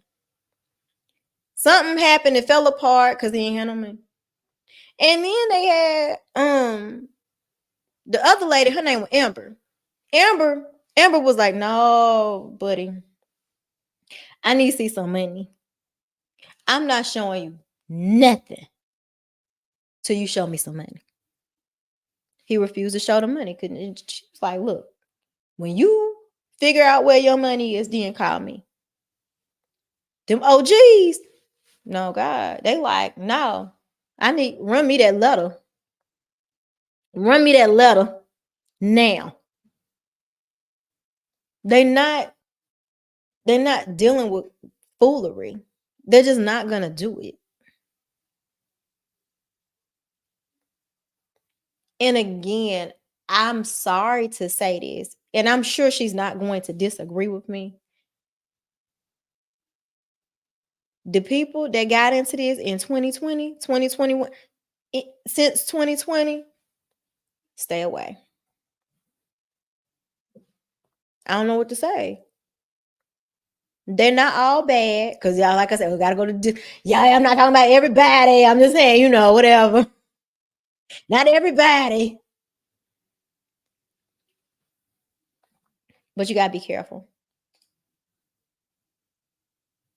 I say this because I have two nephews. One is married and has a home, and the other one had to relocate from California back to Florida because of the high rental increases. Both are in their early 30s. Oh, okay. Yeah, it's a different environment for sure. So we just ask some questions to the people. I mean, you all are going down that pathway, but like I said, how can you serve two masters? It is double dipping, not good. It is greed. Yeah, you can't. And again, the only people that's doing this are new people. OGs ain't doing this because it wasn't allowed for so long. I just told y'all I got in it up here. Okay. I was raised up here. They coming in down here. They don't know no better. I will never forget. I went to Washington, D.C. and I sat in a class, and I had not a professor, but one of the lecturers said that mortgage has a 10-year cycle with a 5-year memory. The stuff that we are seeing is very concerning, deeply concerning to me because of the implications of what happens, long term. If you, and this is not my thought, but I agreed with it, specifically for minority communities to be getting into these scenarios by other minorities Black people pushing Black people into bad decisions, not being concerned about them whatsoever, only being concerned about the money that they're going to make on the transaction.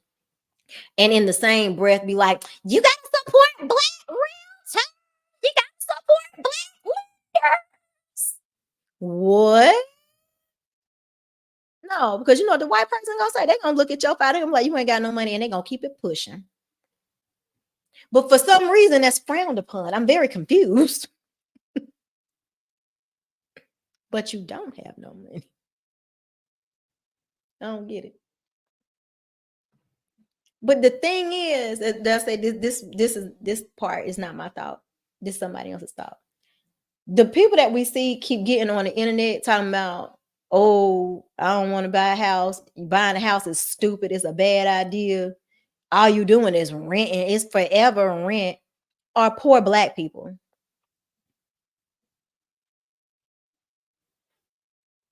And that's a fact. That's true tea. Poor Black people say that. And it's embarrassing because the homeownership rate is the absolute lowest it has been since segregation. Hispanics have a higher homeownership rate than we do. That means that you're talking about people that came from a different country recently, learned a language, built a skill, built a business, filed their taxes properly, saved money, and they're ready to be homeowners with no problem. They're not on the internet crying, talking about, I didn't know my taxes could go up. Y'all got chill, man. But we got to be careful, like I said. You said 2000. Huh? I was in the high school. In 2000, I was in 11th grade, girl. Oh, gee, I love it. I love it. I absolutely do. I love it. Do you see liberal lending practices that led to 2008? I see the products. I don't. So, yeah, I see the products. And that's what I'm saying. Like, the more products that become available, and the more investors that are willing to do certain things. And I want you to hear me clearly and make no mistake about what I'm saying. I'm talking about brokers, because they are the first ones to go out and say these things to the public. That's how I find out about a lot of them, because I just be on Instagram scrolling, minding my business. And then I'm accosted with a DM. Hey, Joy, did you hear about this? And they forward me something. What the hell? Now me try. Now I gotta go into the group chat. Y'all heard this? Who know about this? Can y'all tell me what's going on here? And that's out there for the public. It's in the Facebook groups. Those products that's outside of like a standard, just vanilla, boring loan. Those products that like 30-year, 3% down payment, fixed stuff that gets real like sexy and shiny. Those products are more likely to be with brokers. There are direct mortgage lenders that can, what we call, broker out, meaning it's not a Fannie Freddie, but we'll do it. We technically aren't doing it. It's kind of like white label, like we telling y'all that we doing it, but it's really like behind the scenes, somebody else is doing it. But the more those come online to try to expand the buyer pool, the pool is small right now because, like, hold on. The pool of buyers is like this right now because of the interest rates, because of the prices, the combination of those two things. The buying pool is like this. For more people to eat, we got to figure out how to make it like this. And the only way to expand it is, okay, well, how do we solve for the people that don't fit right here, right now? Oh, we got to create a loan product. Okay, well, what's the loan product going to be? Oh, no down payment, 100% financing. Do a piggyback loan. If y'all ever heard of an 80-20 loan, it's back. Some of these products that used to be gone, they're back again with some tweaks, the tweaks, the guidelines. Like earlier, I was being very facetious when I talked about, the no job, no income, no assets. That used to be a thing, but it's not a thing now. It's not going to, well, I hope it's not going to be a thing. I doubt that it will be a thing. But I'm saying that to say there are certainly elements of that time period that is resurfacing. It is definitely and again, I wasn't around, so I can't say definitively. I could tell you, like I said, based on the stories that I have heard. But yeah, and I know what a good loan applicant looks like. I can tell you if you qualified to buy a house, probably in not even a 3-minute conversation, less than that. I know what a good loan applicant walks like, talks like.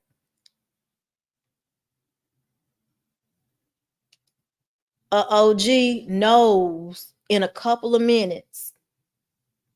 And they not going to send you to a loan officer just to see. They going to talk to you. They going to be like, this ain't it. You ain't ready. They not going to be like, oh, you have no money? Well, let's see what they can do to help.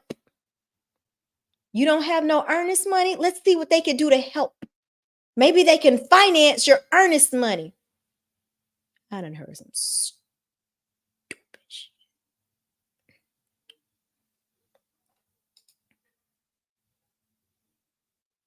You said you headed back to New York. Mortgage feels like a scam. Oh, okay. I'm sorry. Other cultures tend to help each other, us not so much. That is true. And this is the thing, when you say that, yes, you're 100% right. I have seen, like, this is years ago, a family where everybody would pitch in their tax refund check to the eldest member of the family, and that would be their down payment money.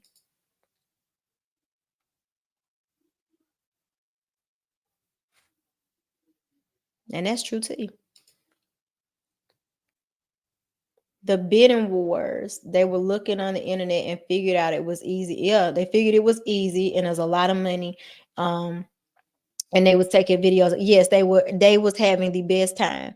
Baby, it was a movie. Okay. It was a movie. But now is not the time to do that. This is not the time. Now is not the time to play. If you are someone that is interested in becoming a real estate agent, or if you are someone that is interested in becoming a loan officer, I would strongly admonish you to do it full time and take it as seriously as a full-time position. If now is not your time, now is not your time, and it's okay. But people want to jump in up here. People are coming in on the loan officer side, on my side, they coming in as brokers. If I had to like stair step it, I would say starting down here, a bank is a really comfortable, safe learning environment. You ain't got to do too much. You ain't got to learn a whole bunch of products. You ain't got to learn a whole bunch of guidelines. Because they do, all their loans is practically identical. You might have 1 or 2 portfolio loans, learn those products, and that's it. You down here. But your manager is not competing with you. They're there to manage you. Yes, you have to go to work every day. See, that's the part where the loan officers, they start falling out. They're like, oh, I don't want to do that. Oh, okay, well, get the fuck on. Find something else to do. Then if it's not, and you don't have to take a test, or you don't have to take the class. But see, what a lot of y'all trying to do right now is you got, I don't want to call it a scam, so you call it whatever word you want to call it, but there's these different organizational structures that is like, hey, if you're a realtor, you could be a 50-state MLO. If you know, you know. Okay. Like I said, I'm telling you what I know, not what I heard. They get ready to shut all this down. This job is to be taken seriously. It is supposed to be executed with some fidelity. If you are a home owner, or excuse me, a home buyer, you need to enter into this with some sobriety. It's serious. If you are a realtor, stop taking pictures all the damn time. We don't care about your outfits.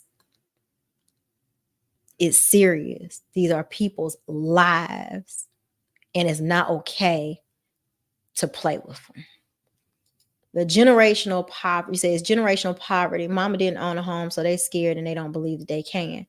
And to be totally honest, some of them shouldn't. Because again, there's this whole like, let me hurry up and do it, get rich quick. You know what I'm saying? This,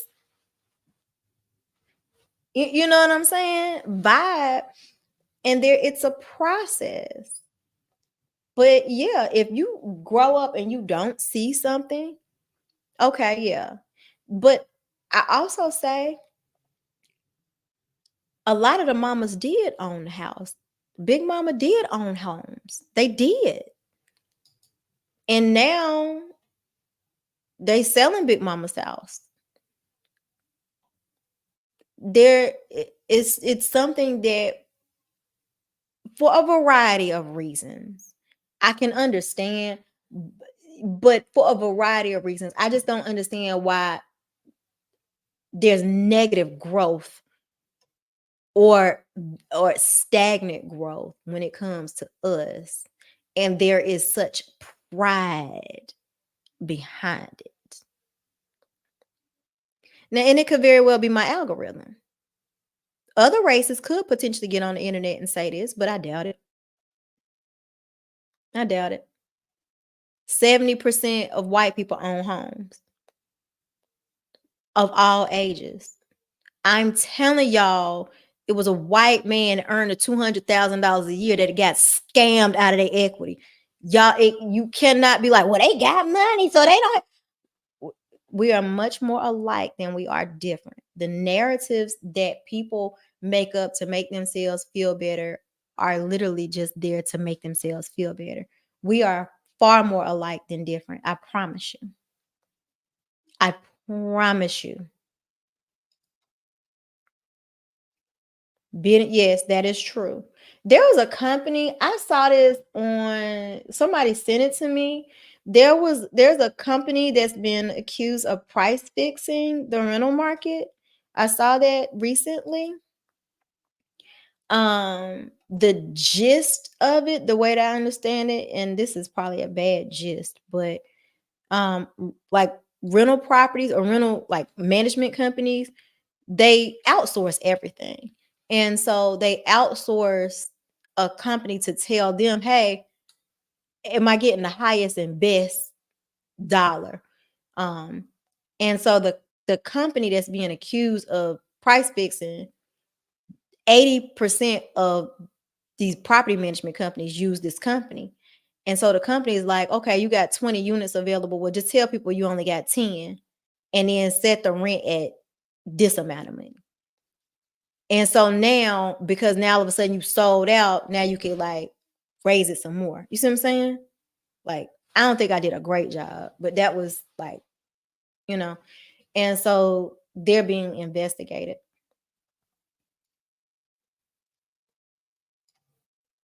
They had, okay, no. So yes. So, okay, yes.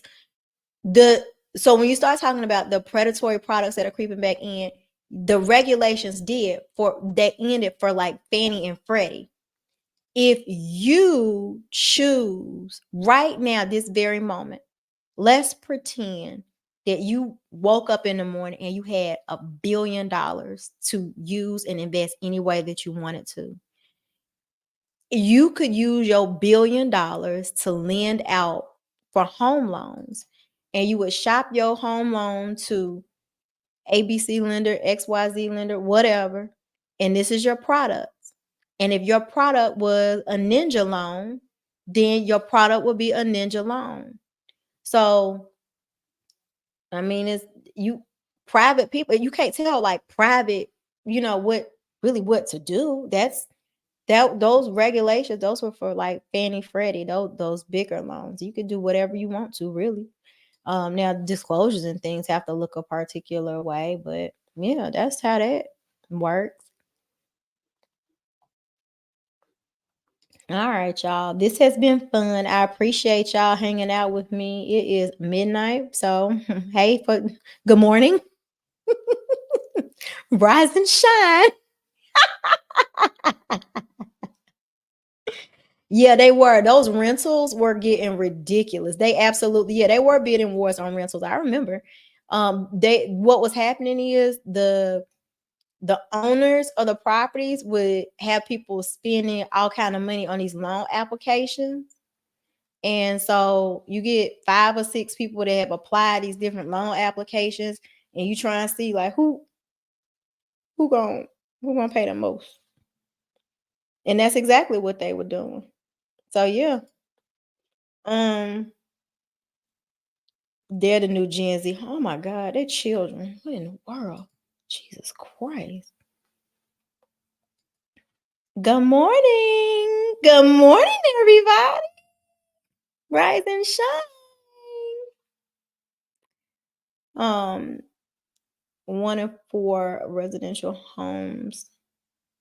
Yes, it does need to slow down. But my pushback is and will always be, does that mean that a regular person would buy it? If those companies are purchasing these homes, and if mortgages just, I don't know, I'm making up a number. If the mortgage on the house is going to be $2,700 and the rent is $2,700, that person, they wasn't gonna get that $2,700 mortgage anyway. So that's why I'm kind of like, why they wasn't gonna get it? Because they probably don't qualify. You know what I'm saying? So that's kind of why I'm like, I don't get it. Like, are we really holding people back from anything? Because I promise you, nobody is saying, oh, I can't find a house right now. Like, that's not what's happening.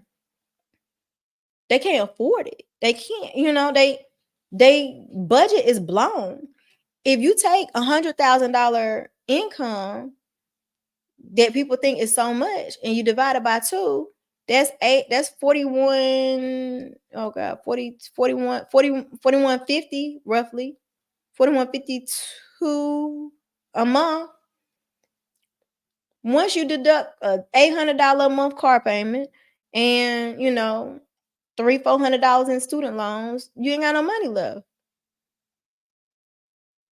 You can't, your budget is blown. It's a wrap. You can't buy the house, So that's why I'm kind of like, I don't know. I don't know.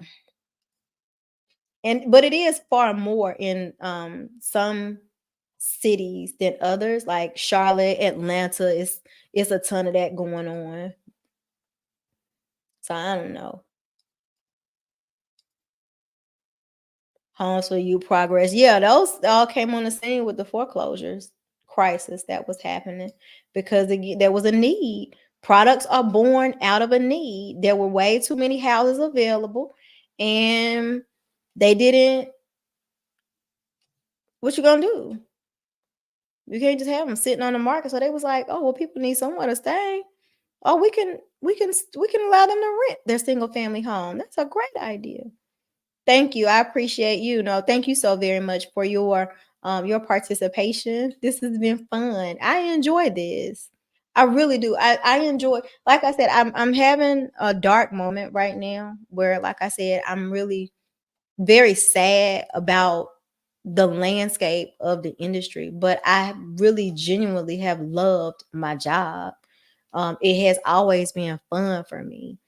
And I really pray that this tug of war that I'm feeling is able to subside and that things do get better. But I am extremely concerned that I feel like something I love is being taken away from me. And that hurts my feelings so bad. Because I'm like, what else would I do? What else would I do? I'm having a moral quandary. It hurts my feelings. All right, y'all. Your mortgage is $636 and your car payment is $230. Child, honey, in 1984.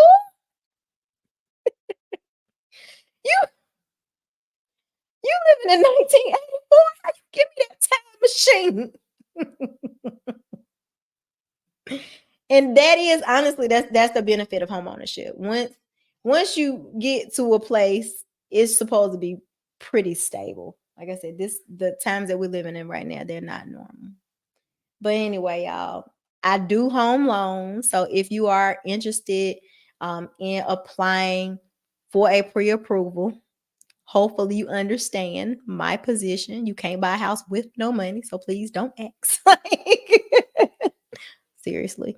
For real.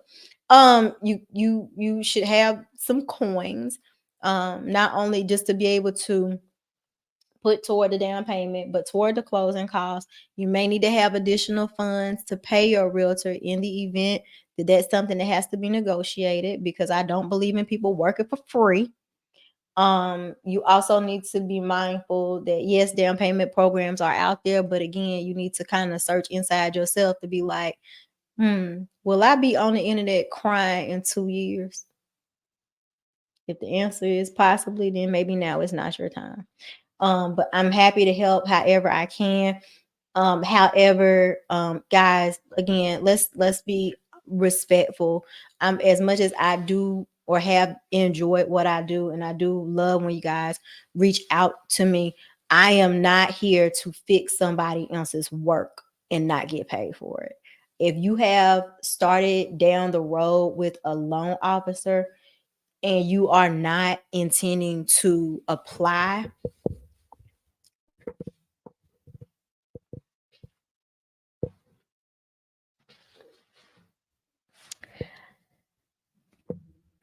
that's the end of my TED talk.